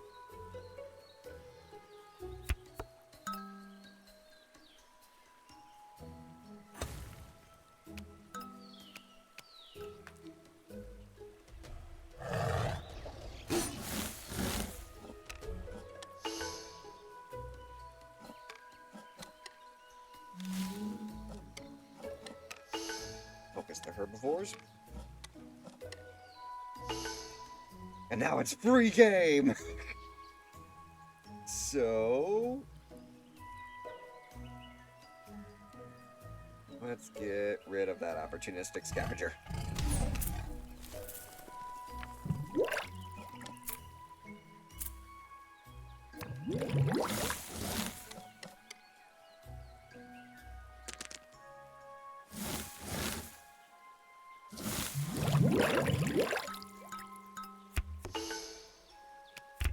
Everybody's tusked.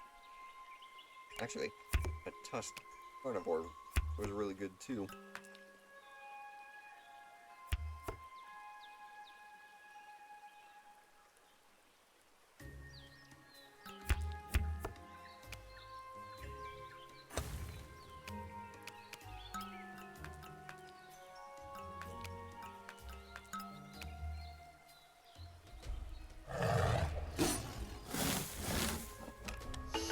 touch me, you can't touch me.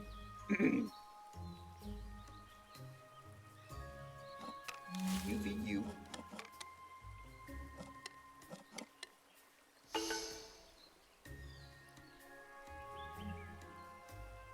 We'll have you kill the 1/1 predator, because that's just there. Beautiful.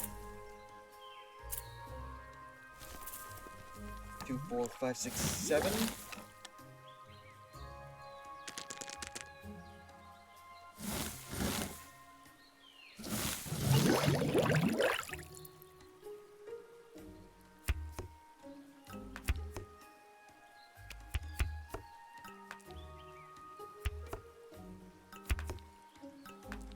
Now that we got a decent ecosystem going on right now.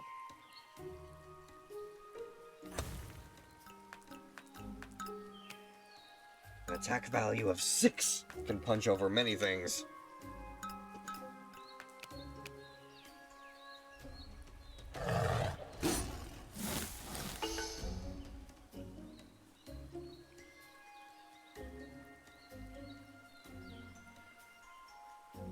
Get rid of that competition.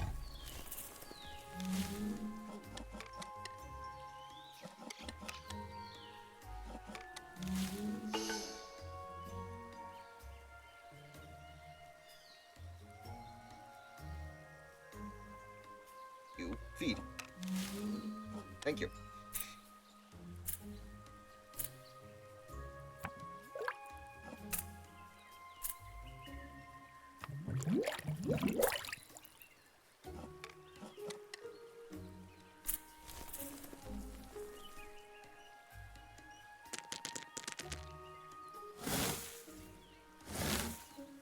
Final round. And we can really bank in on a scavenger now, so you benefit off of my feeding.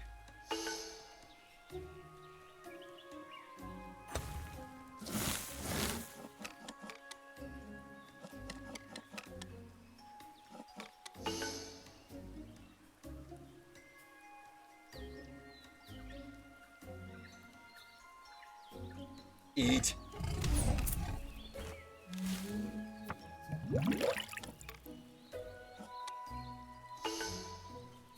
Cool.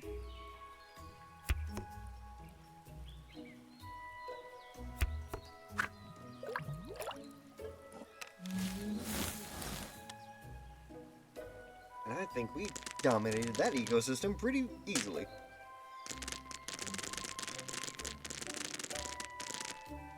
Self-sufficient almost beat us, though.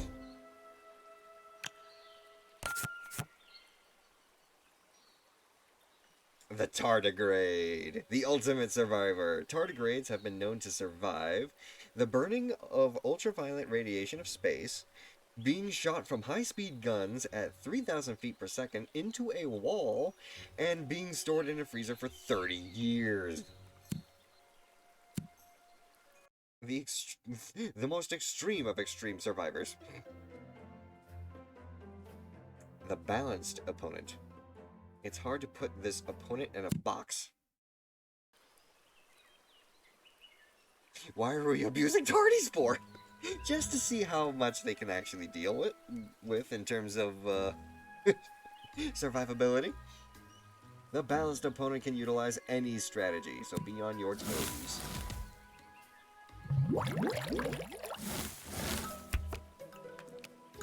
Well, they're banking straight into Predator. Defensive size of... Ow! Thank you, alright. Ow. As me. Now, defensive size of 3 means that you can't attack me. Be gone with you. And yet you still attack me. What?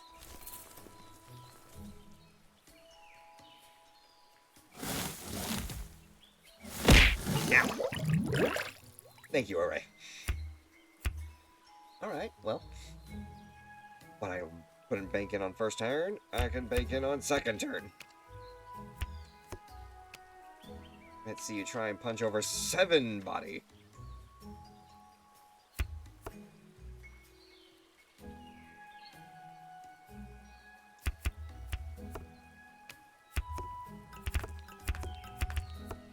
And just to make sure that it actually goes through. This talking Zoroark isn't staying in the Pokeball because I'm not a Pokemon! How many times do I have to tell you guys? Oh, you stopped being a predator. Well, that's alright. I still have a huge creature that I can fuel.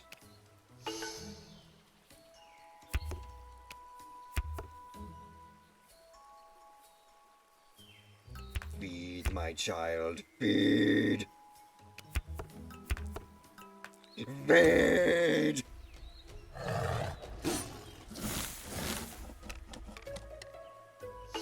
That wasn't planned.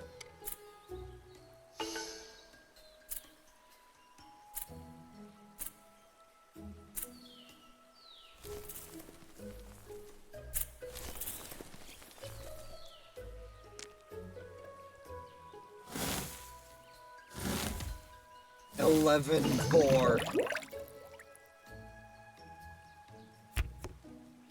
Opportunistic.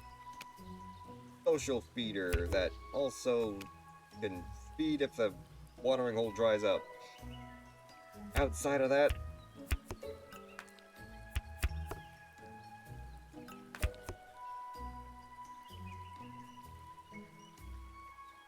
that's +2 when eating plant, so you can feed yourself now. You are defended. Yes. I think we've got this.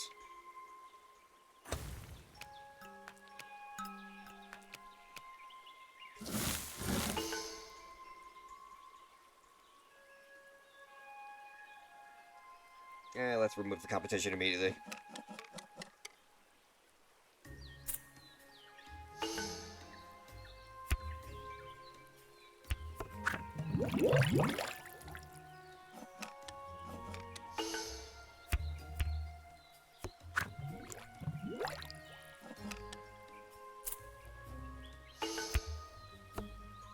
No. You get to go extinct this time.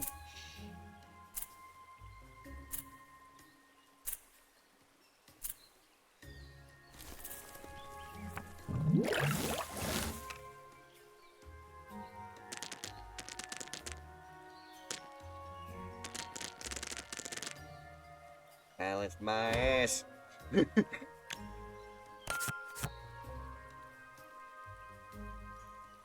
Aww.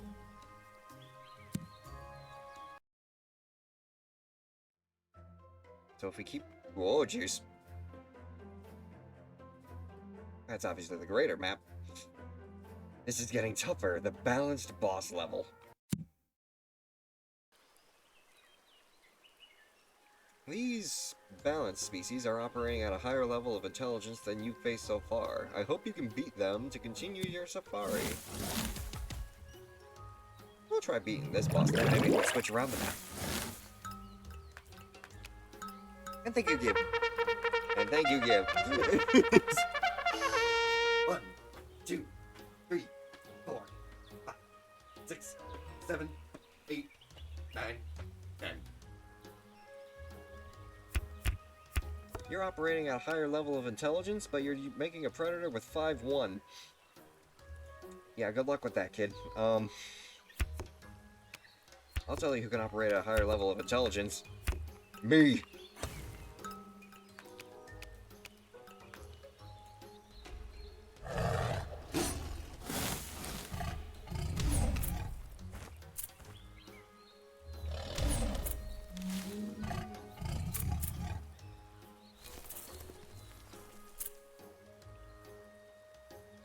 Perfect. Excuse me. Or defensive traits.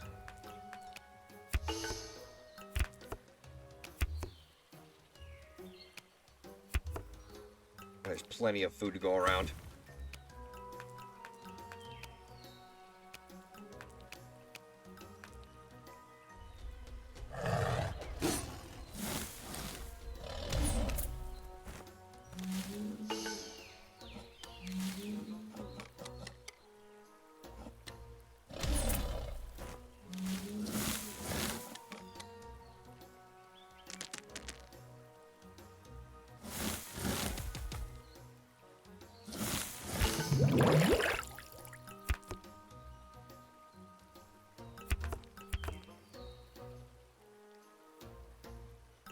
Yeah, you seem to have the evolution down to a charm.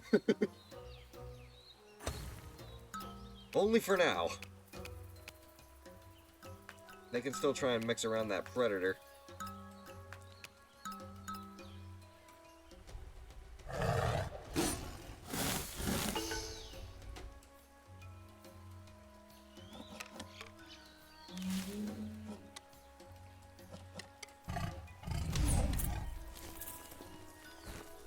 Sweet.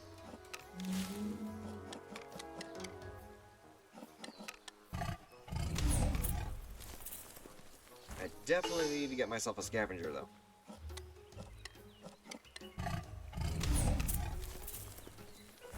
I need to benefit off of what this predator's doing.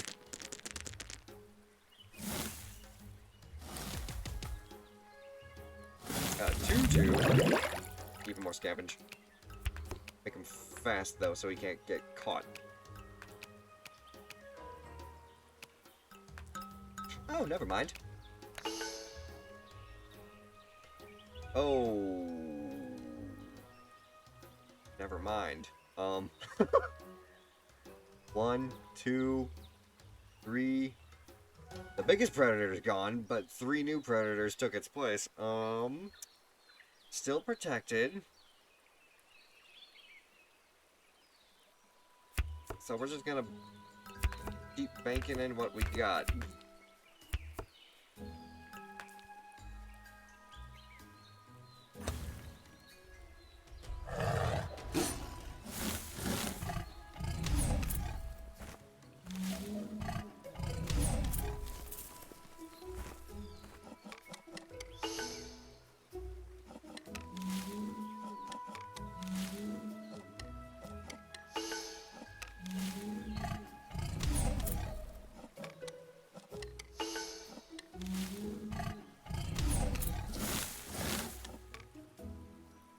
Cool.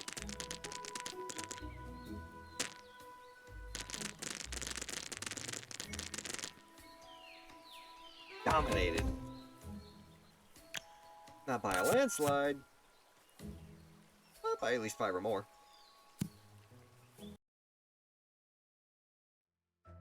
Worst to first challenge. Hang on a minute.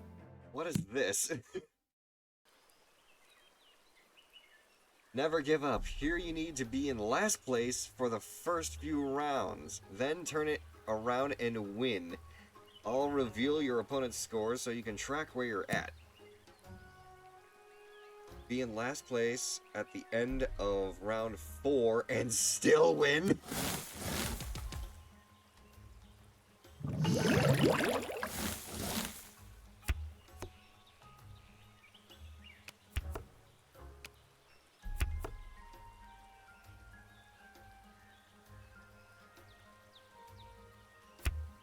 Hang on a minute.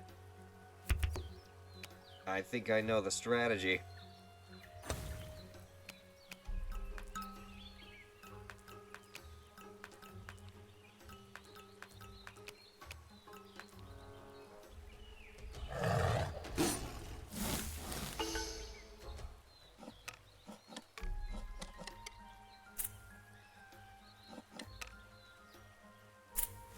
You fool! Worst to first challenge. The guy who made a predator turn 1 made me lose the challenge automatically.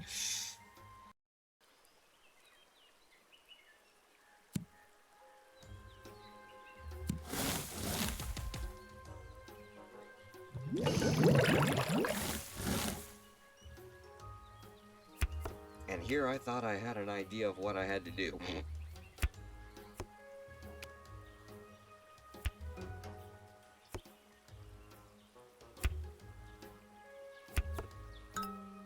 And thank you for the care package there, Gib.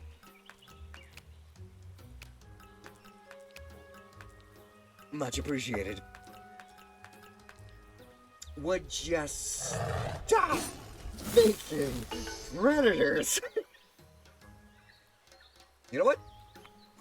Oh, shit, I wanted to starve.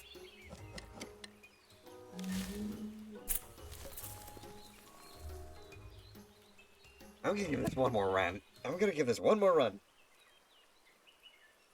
You decide to make another predator turn 1. I'll switch it to a different area.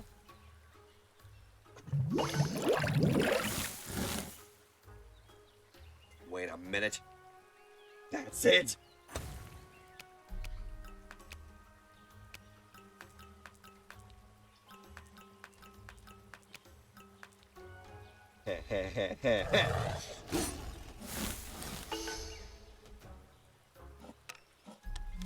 Son of a bitch.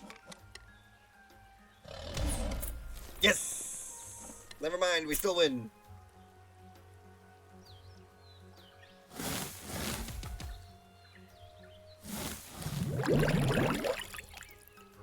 So now we're secure in our position of being last, as long as we don't score more than anyone else.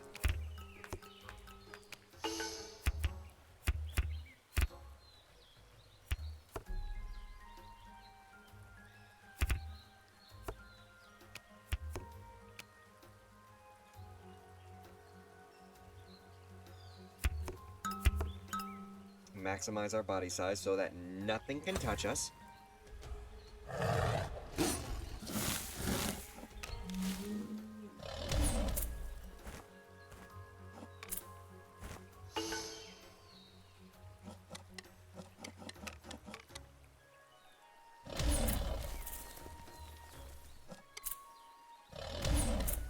The predators are eating each other!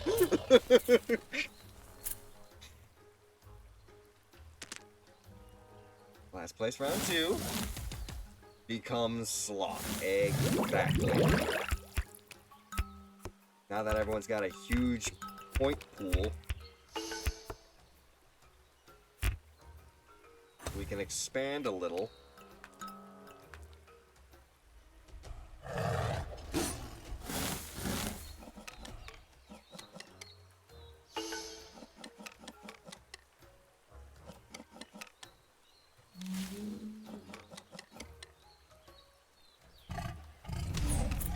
You can take them, I don't want them.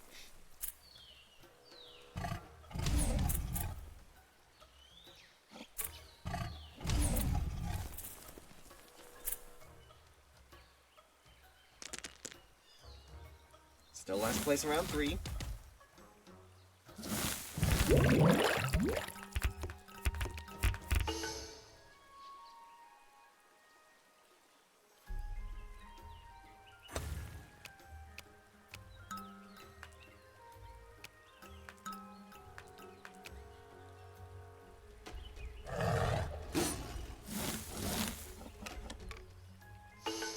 Eat.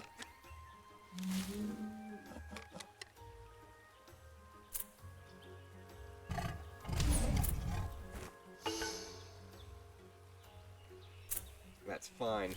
I'll rob you of your food.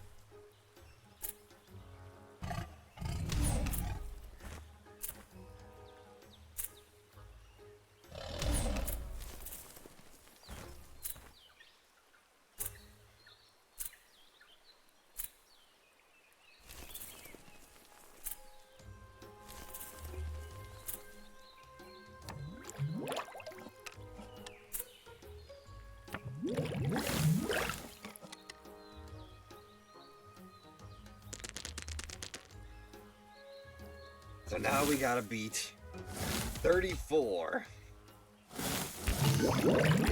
12, 13, 14, 15, 16, 17, 18, 19, 20. It's still not gonna be enough though. Maybe I waited a little too much.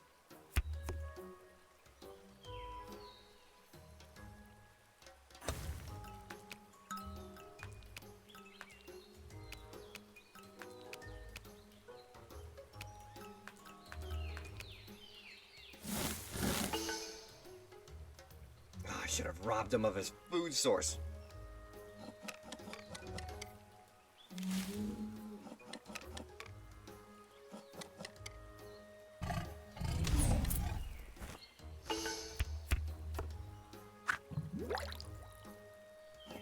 Tomorrow, early access release for World of Warcraft midnight. Oh, tomorrow, early access releases for World of Warcraft at midnight, and I'm climbing the walls. Hell yeah, let's go, Gomi. Hope you have fun with it.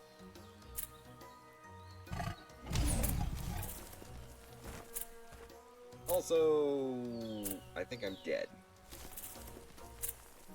So before it even happens, I clearly lost. Oh, wait. Oh, never mind.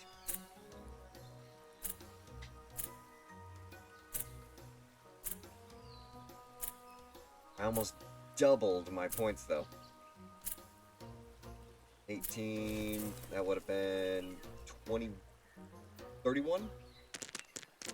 If I was able to feed just a little bit more and rob him of his food source. Damn. Well, we'll be able to check that out later, I suppose. For now... Dinosaurs! Welcome to Jurassic. Massive species roam the planet, establishing dominance in a bloodthirsty world.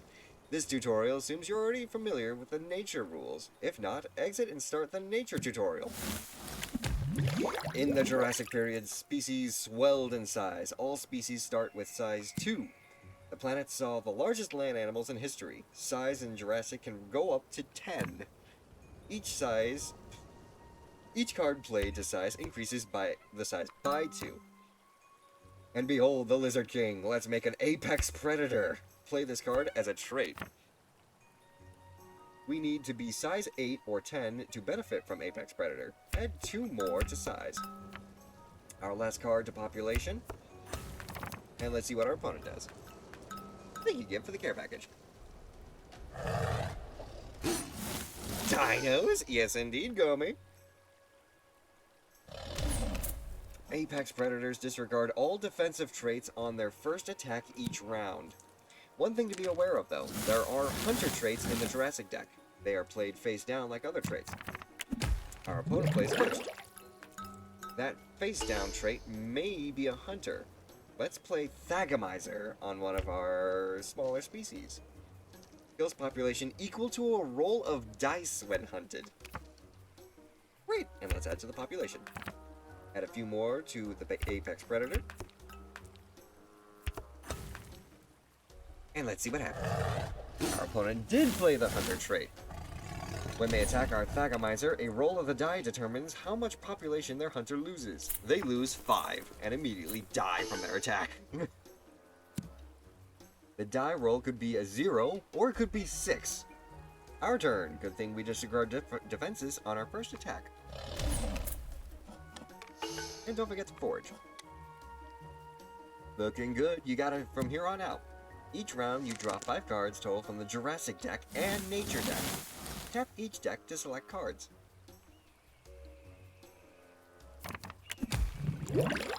Play traits however you like. Might be a good time to give elusive a try on one of our little species.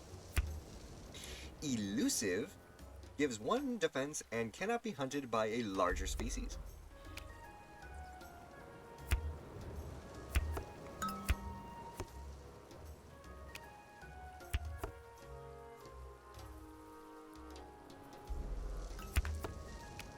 Boom.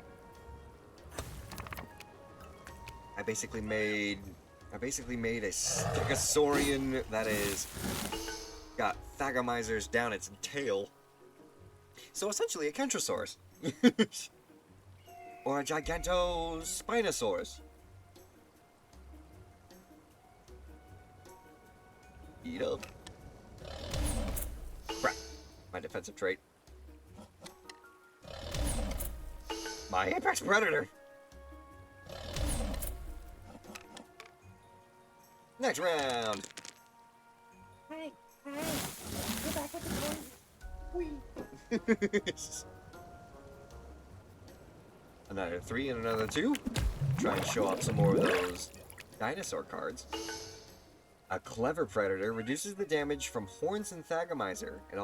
It's also hidden until traits are revealed. And Pack Hunting. +1 hunt for each population. The Clever Predator. A clever pack hunting Apex Predator. That ought to be good. And a Scavenger. And we'll add Thagomizer to you. End turn.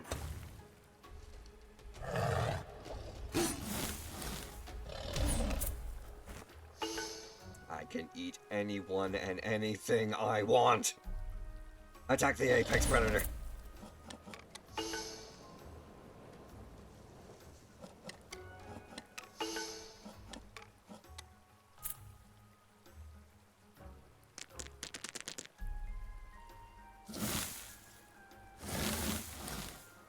When modules are added to the game...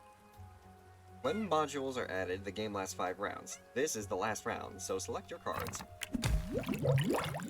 Size is often your best defense. If you can't defend every species, adding size is a great way to ensure they survive to get species points at the game end. How about...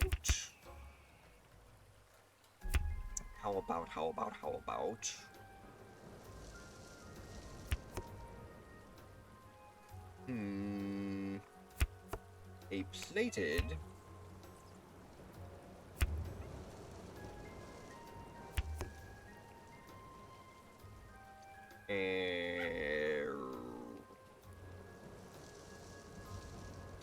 Double elusive?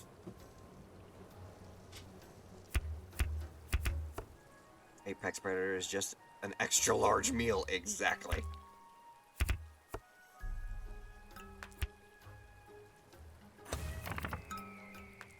So you're a scavenger, you can eat that. Extinct your opponent's species if you're able to. 3 Apex Predators? Oh no, you're just a regular predator. You can eat anybody. You can eat one of mine. Ooh, excuse me. And you can only eat that one.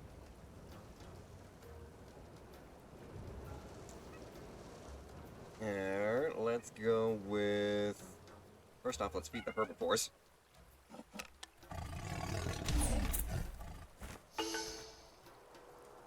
Eat. Eat. 2 and 6. I can eat you a whole bunch of times. Well, I can only eat you once. I can only eat you once.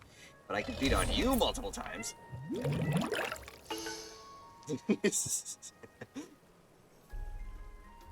And eat you. And... Oh, you just decided to send yourself to extinction. Have fun with that. I'll eat that. And then finish off my species. Well played!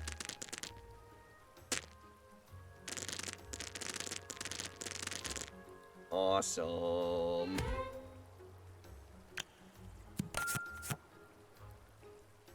You survived the sample of Jurassic. Combine Jurassic with other modules to create your own unique scenarios. Lumber on.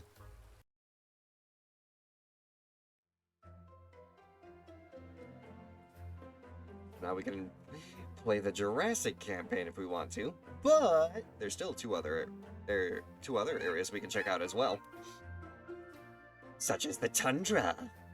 But before we jump into that, real quick, I might need to let my dog out. Give me 1 second.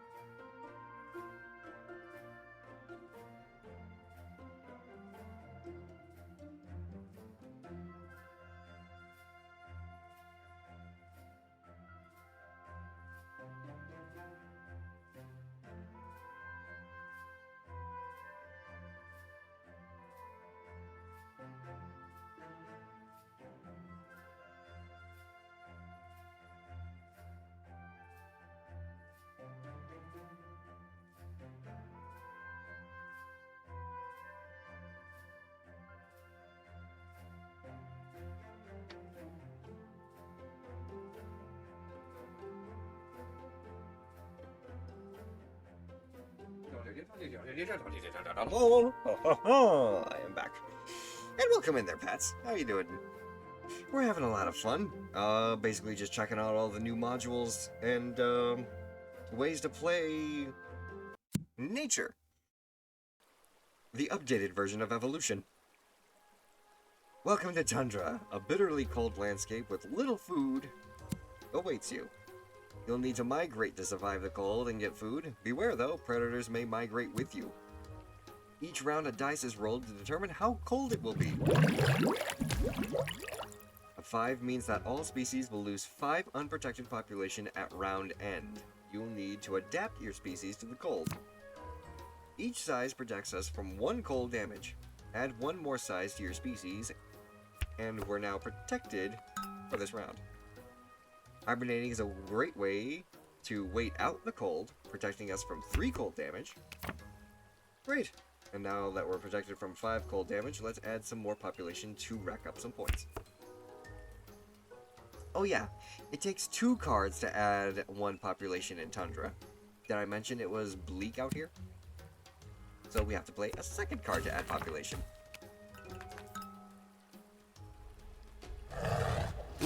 Alrighty, feeding time. Your opponent made a migratory predator. Nuts. 2 and plus 2 cold resistance and plus 1 hunt. When a migratory grazer forages from the forest, eat 1. Your opponent may go ahead and feed for now. Well, we took a hit from that predator. Our opponent was exposed to the cold though and lost a population too. Doing good, just making your rounds. Hell yeah. Appreciate you stopping by as always, pets. Next round, 6 cold damage. This is gonna be rough. There's still that predator too. Let's add underground den to hibernating. Hibernating treats 2 population as not hungry and activates underground den. Our new species needs food and protection from the cold and hunters. There's a lot to worry about out here in the tundra. Let's check out migratory grazing. Wow, it can take unlimited food from the forest. It also protects from 2 cold, so use it on your new species. We're up to 3 cold protection, still not enough though. Let's try adding fat tissue. Play it as a trait next to migratory grazing. Fat tissue has a +1 defense, so 2 more size makes us too large for that bothersome hunter. Let's add 2 more to body size. That gives us 5 cold protection right now. We have to store food on fat tissue before the end of the feeding phase to be safe from the cold though. Our opponent ate the little food that was available. It's time to use our migratory grazing to save our species.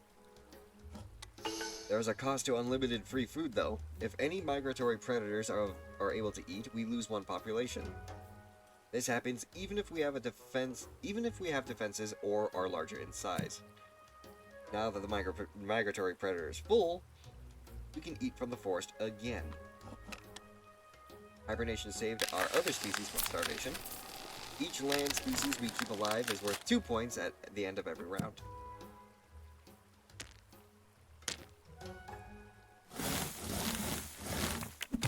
Looks like we got 4 cold damage. Choose which decks to draw from. Click each deck up to 5 times to draw cards. Okay, you're making decisions from here forward. Protect your new species from the 4 cold damage if you can. We're gonna add the wolves. We're gonna have some Arctic wolves on our side this time. And with social, we'll be able to feed multiple times. And with a little bit of fat tissue, our body size will make us the new apex predator of the area.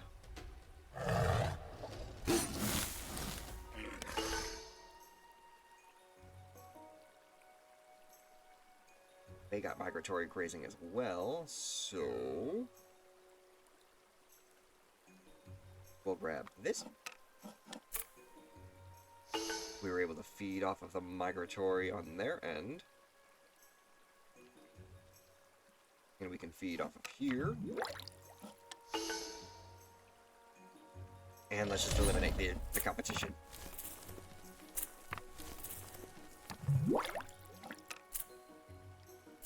One more thing unique to Tundra, the food values on all cards are equal to 1.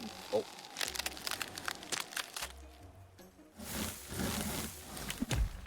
If the cold damage is low, it might be a good idea to draw a few from the nature deck to get cards to help with food.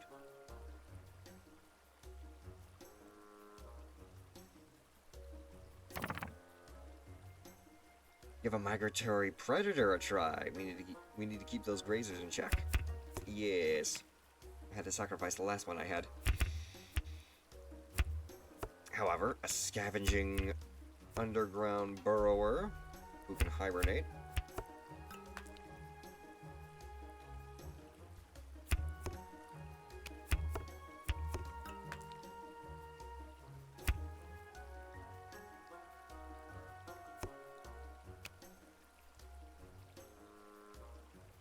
Hunt size of 6.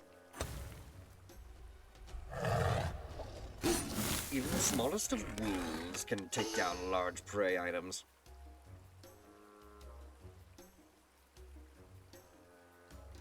Ooh, kills population of the hunter equal to its species size.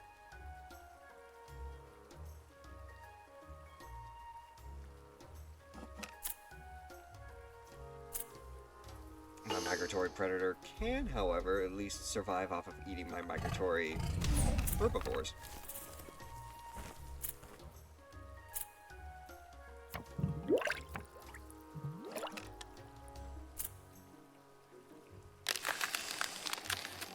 Adding a module adds an extra round to the game, so this will be the last round.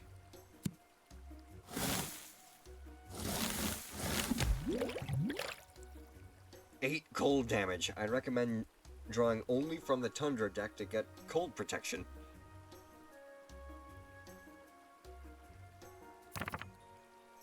You might not be able to protect every species, and will have to choose favorites. This is probably a bad time to remind you that each species you keep alive is worth 2 points at the end of each round. At round end, I should say. At the end of the game.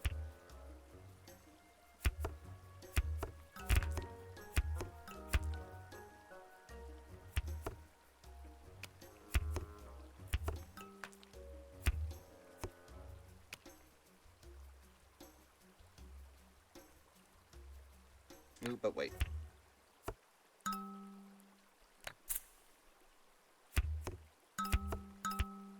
Increase body size.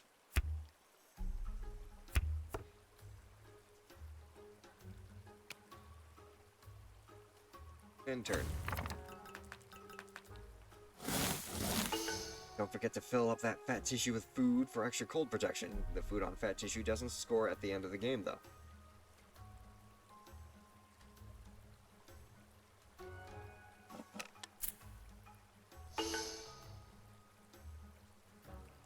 Nom.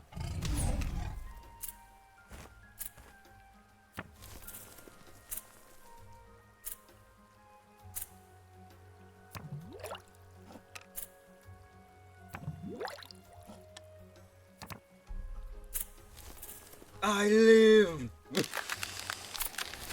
Never mind. Ooh, that was cold. Looks like you did okay, though. Scoring is all the food.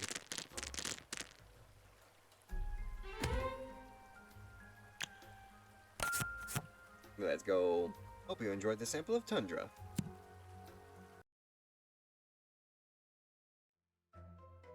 And finally, the final mode that we can try out. Flight.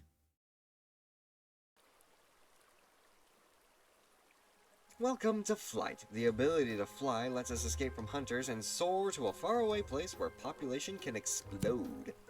This tutorial assumes you already are familiar with nature, yeah. Each round you get to choose to receive a land or flying species. Wahoo! We're airborne! A flying species can't be hunted by land species. Flying species are smaller than land species. Their maximum size is 2. Birds forage from a watering hole like land species. Go ahead and feed. After a bird is fully fed, they have the unique ability. They can automatically fly to the faraway place at the beginning of your feeding turn. At the faraway place, they get free population and 1 food. At round end, all the species that flew away return home. Each round, one population and one food per player are hatched in the faraway place. The first bird to arrive there gets them. Round 2, let's have another flying species. Flocking lets us fly away immediately after foraging. Its defense also gets stronger the more it is in play. Play it on your new flying species. Let's add good eyesight to our other species as well. That gives us defense and takes on extra food.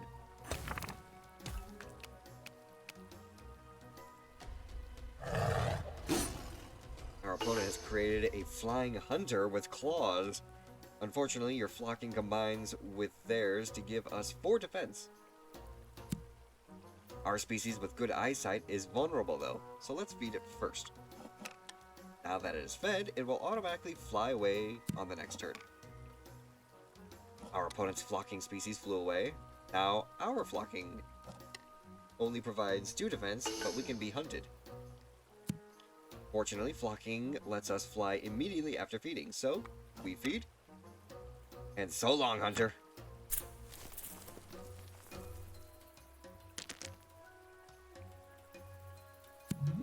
Okay, you got it from here. Choose your species type. And choose from both modules. There are lots of new traits to explore, so let's try and play them. Nesting, +1 defense. If there's food in the watering hole at the end of the round, gain 1 population and feed it 1. Camouflaged, +1 hunt. Ignores flying when hunting and cannot be hunted. +2 defense, ignores camouflage when hunting, and +1 food when eating. How about a social blocking creature?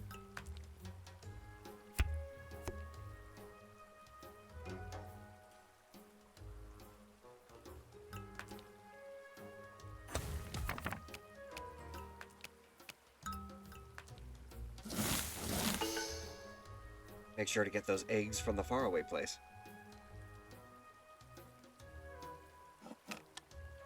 Automatically fed. Beautiful.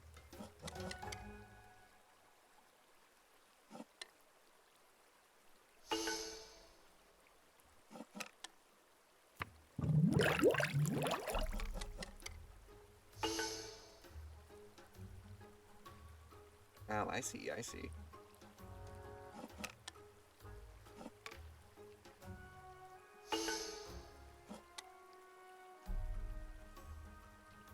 One thing I should mention, flying species are worth 0 points at game end. Those extra flying benefits come at a cost. Land species continue to be worth 2 points at game end. The flight deck is weighed towards defense and population growth. Camouflage is an interesting trait. Camouflaged land species can hunt flying species. So we can make a predator. Give him some claws. But then again, defensive size 8. Defensive size 9. Predator wouldn't be able to feed off anything except for my own things.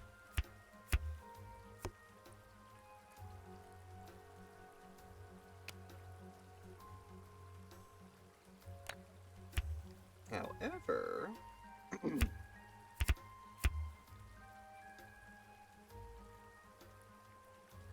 ignores camouflage. Seed dispersal adds 3 food to the watering hole before the species forage each round.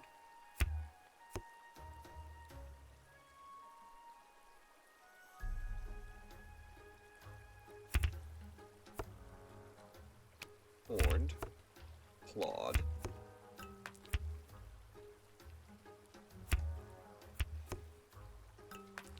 Done.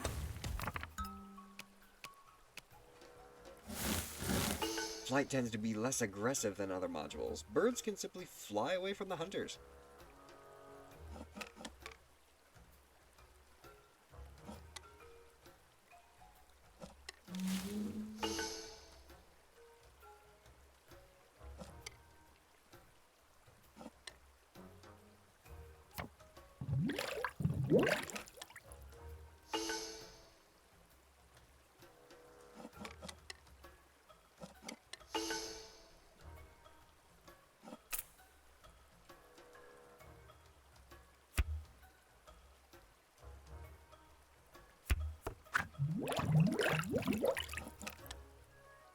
Grab all the rest of the food, and bye-bye.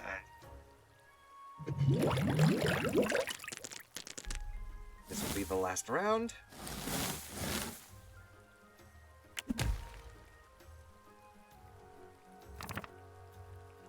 Seed dispersal triggers when the species is on. When the species it's on feeds for the first time. So we're gonna add that to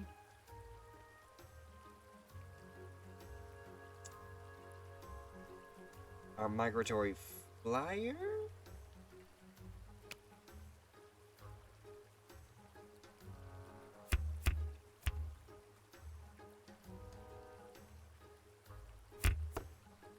Opportunistic.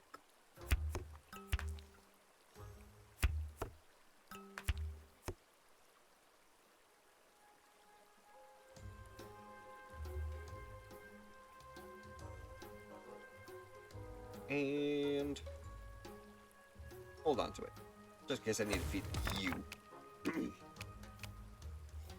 And thank you for the care package. First off,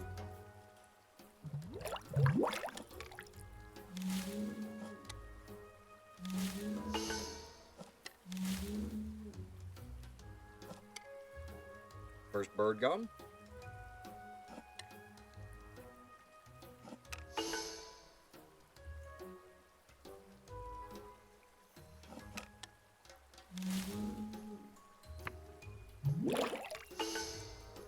Thank you for the extra food.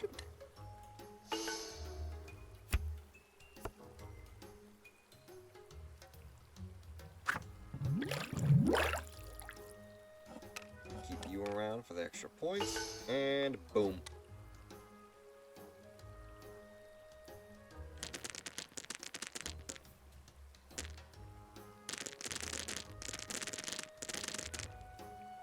Nice. Almost a full 10. Scoring is all the food you've eaten plus 2 points per land species. And hope you enjoyed this taste of flight. There are many more combinations to try. Sweet. So now, how about we try a couple of custom games?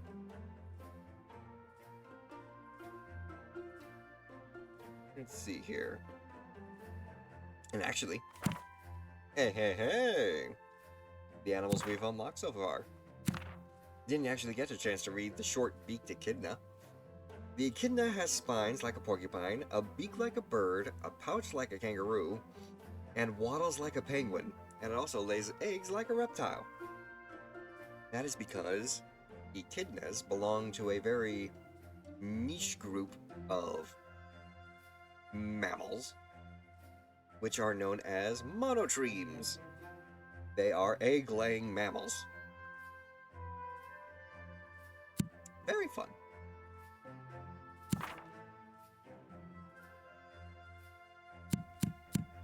Now let's see here. The local game.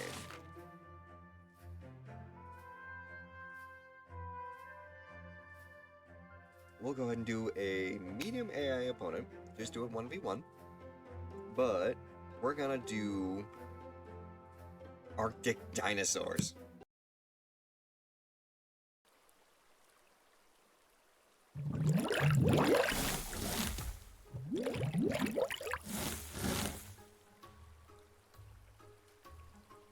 Starting off pretty small. We're gonna focus the dinosaurs, the cold protection, and a little bit of nature. And it looks like we're starting off as a predator. Guess we got a lot of really good predator traits. Pack hunting for each population. Clawed. With underground den. But then again, we need increase in body size, so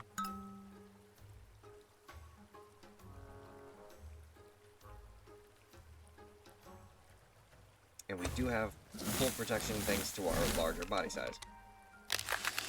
Oh, but we're not actually predators yet.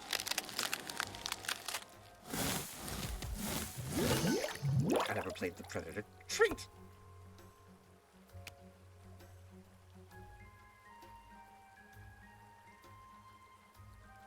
Ooh, okay. A social fat creature.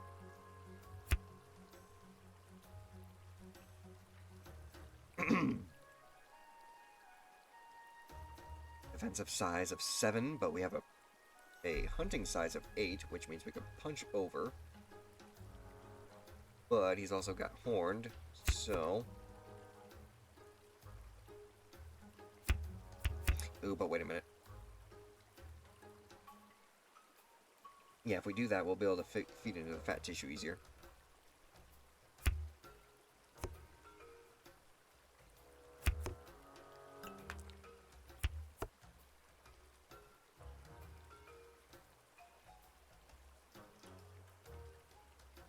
And we'll keep our body... Actually, we don't have to worry about body size too much with Pack Hunter.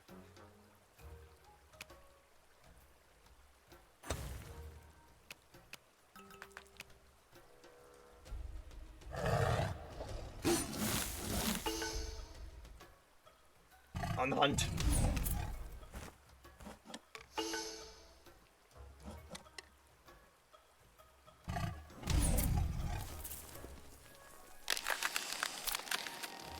Sweet! Fat tissue saved us.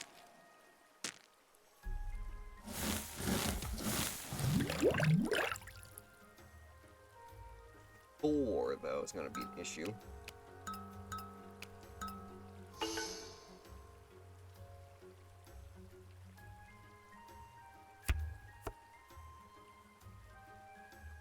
A scavenger.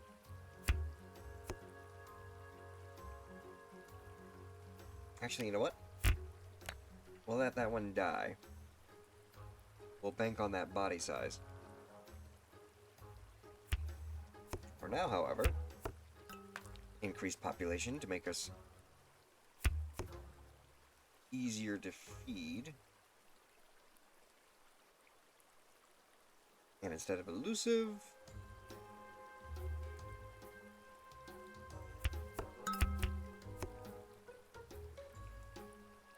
what does that set us at? Hunt size 11?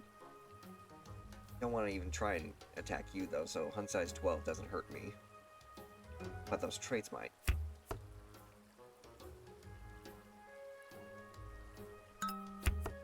Migratory grazing. Oh, you're a predator! An apex predator, no less. And you can eat me. And I have to deal with your Thagamizers.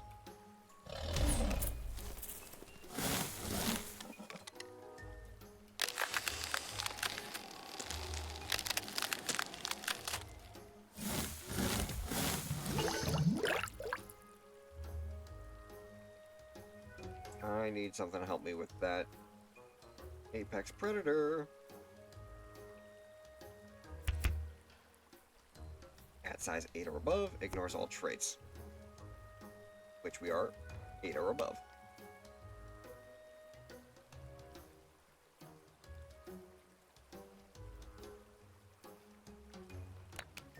But that gets rid of our predatory status.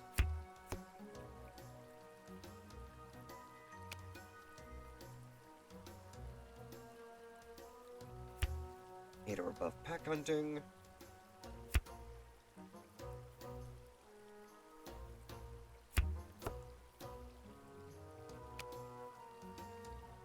We can reduce the damage that we take from Horned or Thagamizer.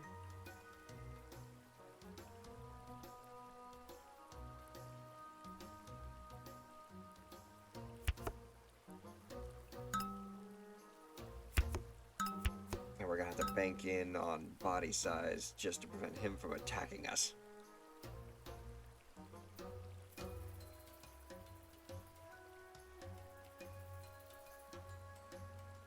Ooh, but wait. Without pack hunting, we won't be able to actually attack the big guy.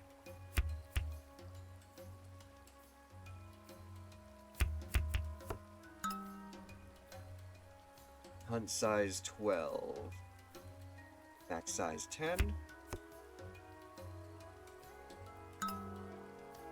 6, 8, 10.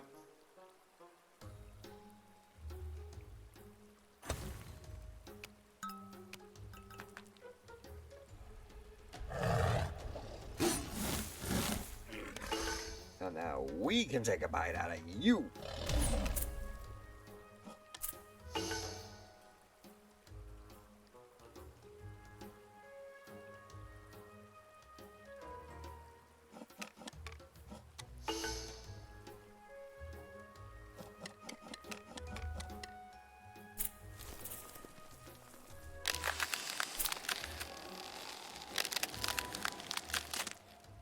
Forgot about the cold on that one, though.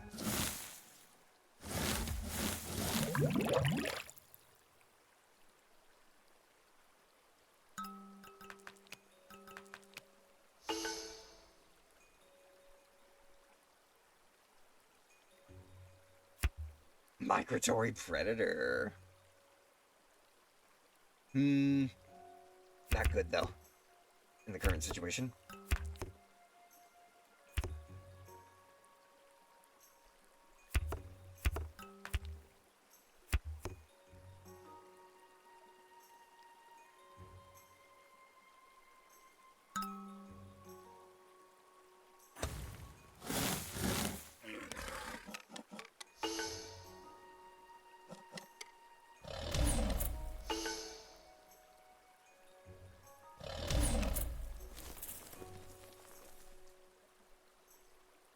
Gotta starve you.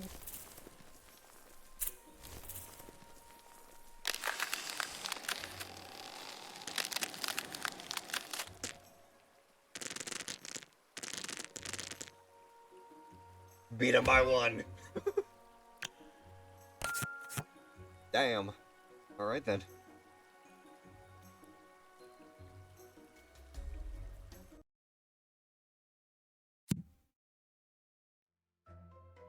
Still W, exactly. We beat him by one. If it's just a margin, it's still a win. By 1 or 1,000. I'm actually kind of enjoying these Jurassic cards. Let's play a little bit more of that campaign real quick.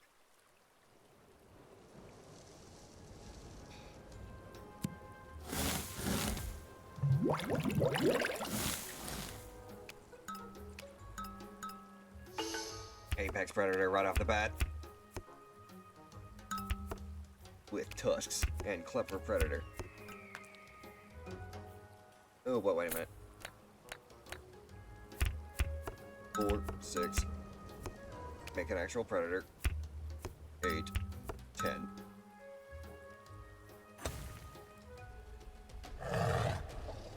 Thank you for the care package, Gib. I can ignore your defensive trait. Bye.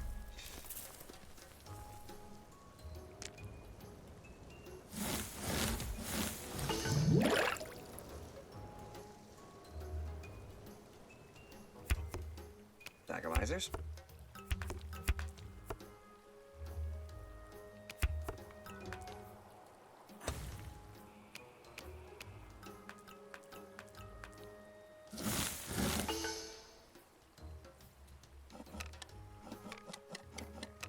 Holy crap.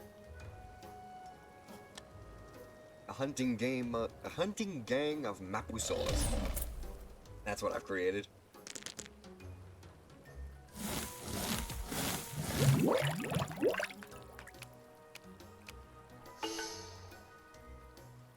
Is this a PvE game or it has a PvP too? Yes, it does. It has a multiplayer functionality to it, so you can do. Actually, it has couch co-op and online multiplayer. So you can pass. So if you got this on like your phone or a tablet, you can pass it along. You can do like a tabletop pass around, or you can just verse your friends online. Plated. I'm turning my Thagamizers into a tail club. Social.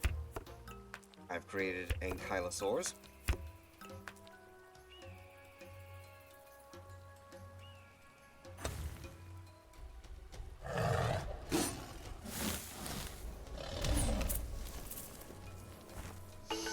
can ignore your defensive trait, so eating you.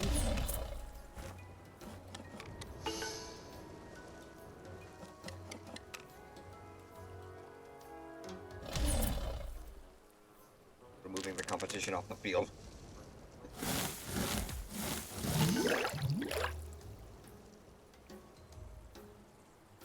Elusive!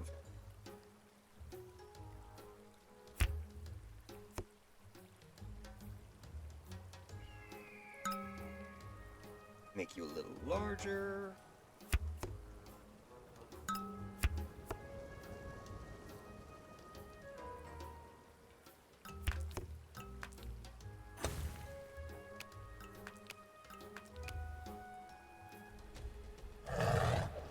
Banking on 2 apex predators, but you're only size 2. You can't even eat anybody. You're gone. Oh. Maybe I should have fed my herbivores.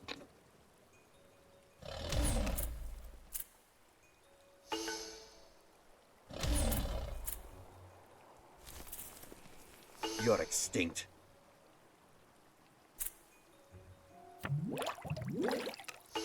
Sweet. I can save my Ankylosaurus.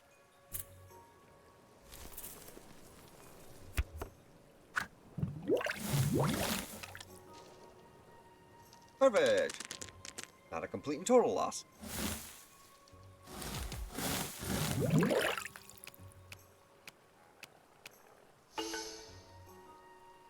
At 3-8 though.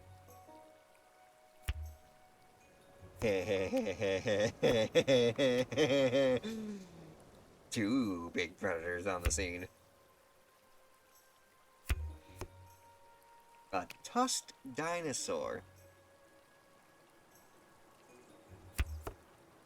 I can't remember if there's actually any tusked dinosaurs that I know. I know horned dinosaurs. I know dinosaurs with spikes on their bodies. But tusked dinosaurs?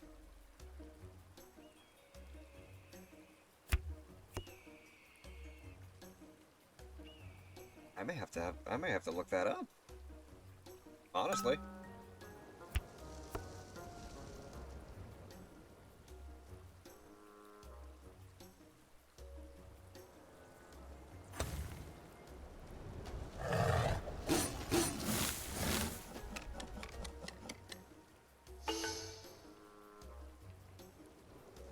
Nom. Nom.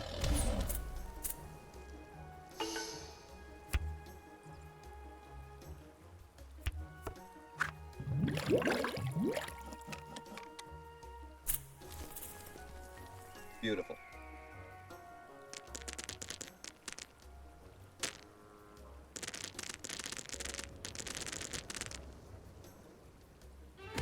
The Jurassic module definitely benefits carnivore players.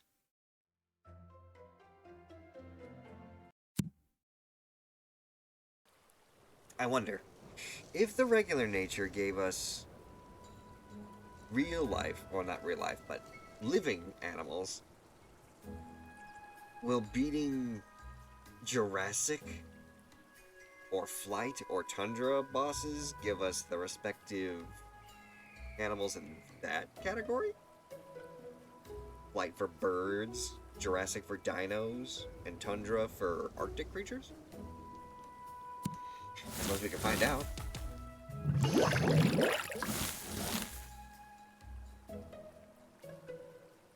Apex Predator. Who's clever?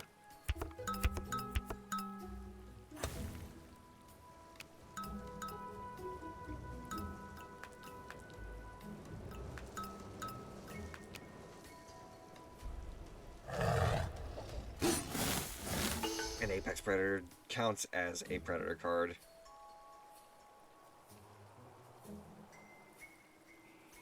I'm eating you.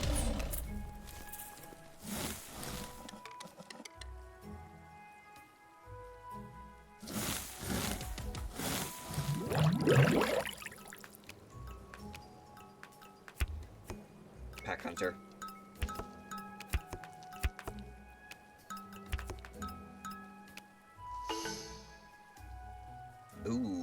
That's a 10. That's a 10. That's a big 10. And that's an 8. I'm banking in to the Predator for now.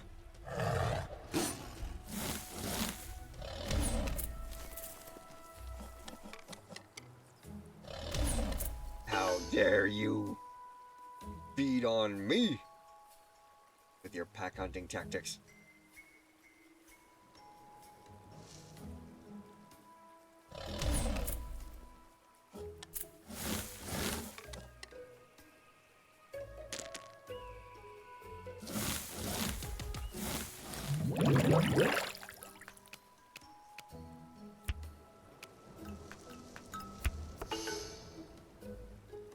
Alright, have it your way. I'll be horned. A horned scavenger who's elusive. Maximize my body size so I can keep feeding.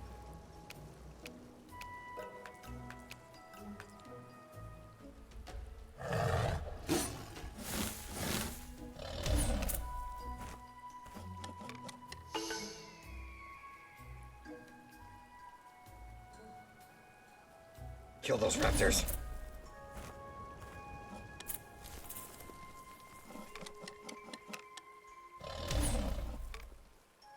Three. You're extinct.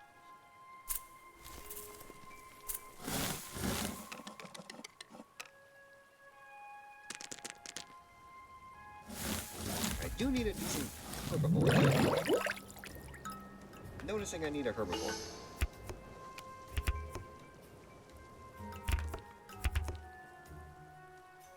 Wait. Yes.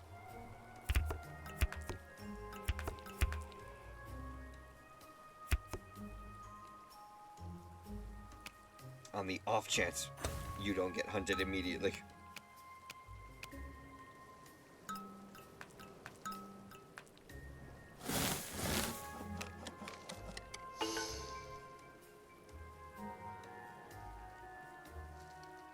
Oh, your body size is 10. That's why you're able to eat so much.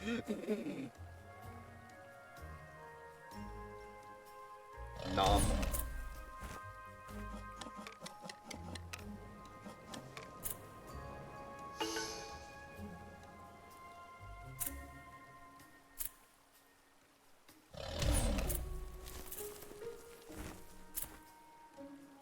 Acceptable outcome.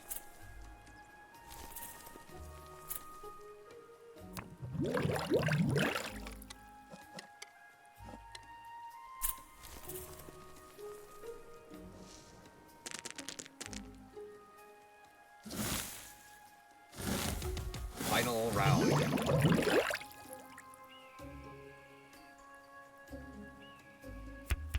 Let's focus on eating as much as possible.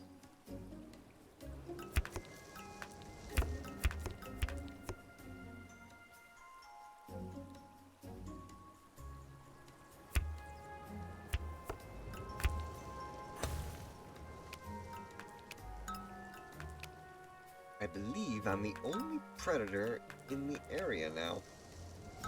Oh, no, wait. You're labeled a predator. Oh, my. Okay, so all the apex predators suddenly came out to play.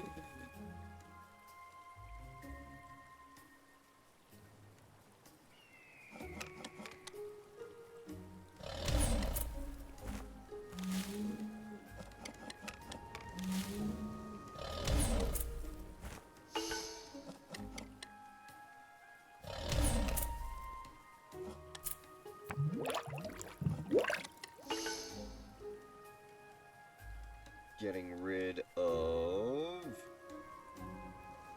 I can eliminate you completely.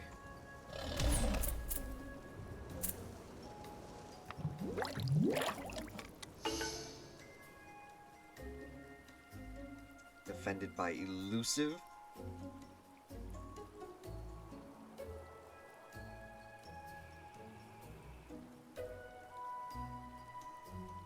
Sure, why not?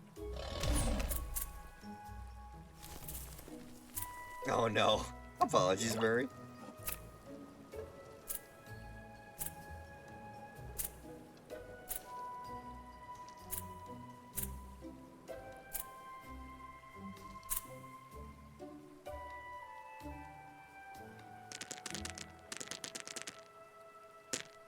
$45 points. Fingers crossed that did it.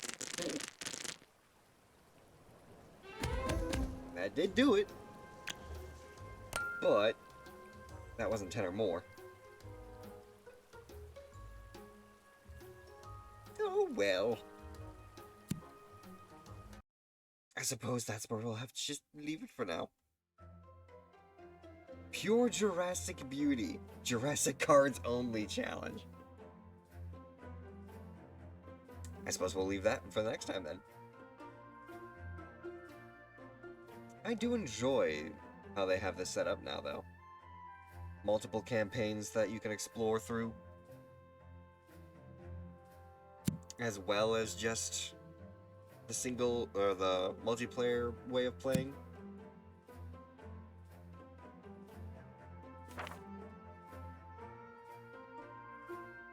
And each level that you get gets you a new avatar that you can customize yourself with. Right now we're only level 22. Going all the way up to number 1 gets you a chimpanzee. And what is this? Tournaments. Once you reach level 7, you can start participating in nature tournaments. And it looks like global stats, I'm at least rank 168. Looks like YouTube tutorials. Oh no, wait, just playable tutorials. Join the Discord for the community. A store. You can buy all the different modules.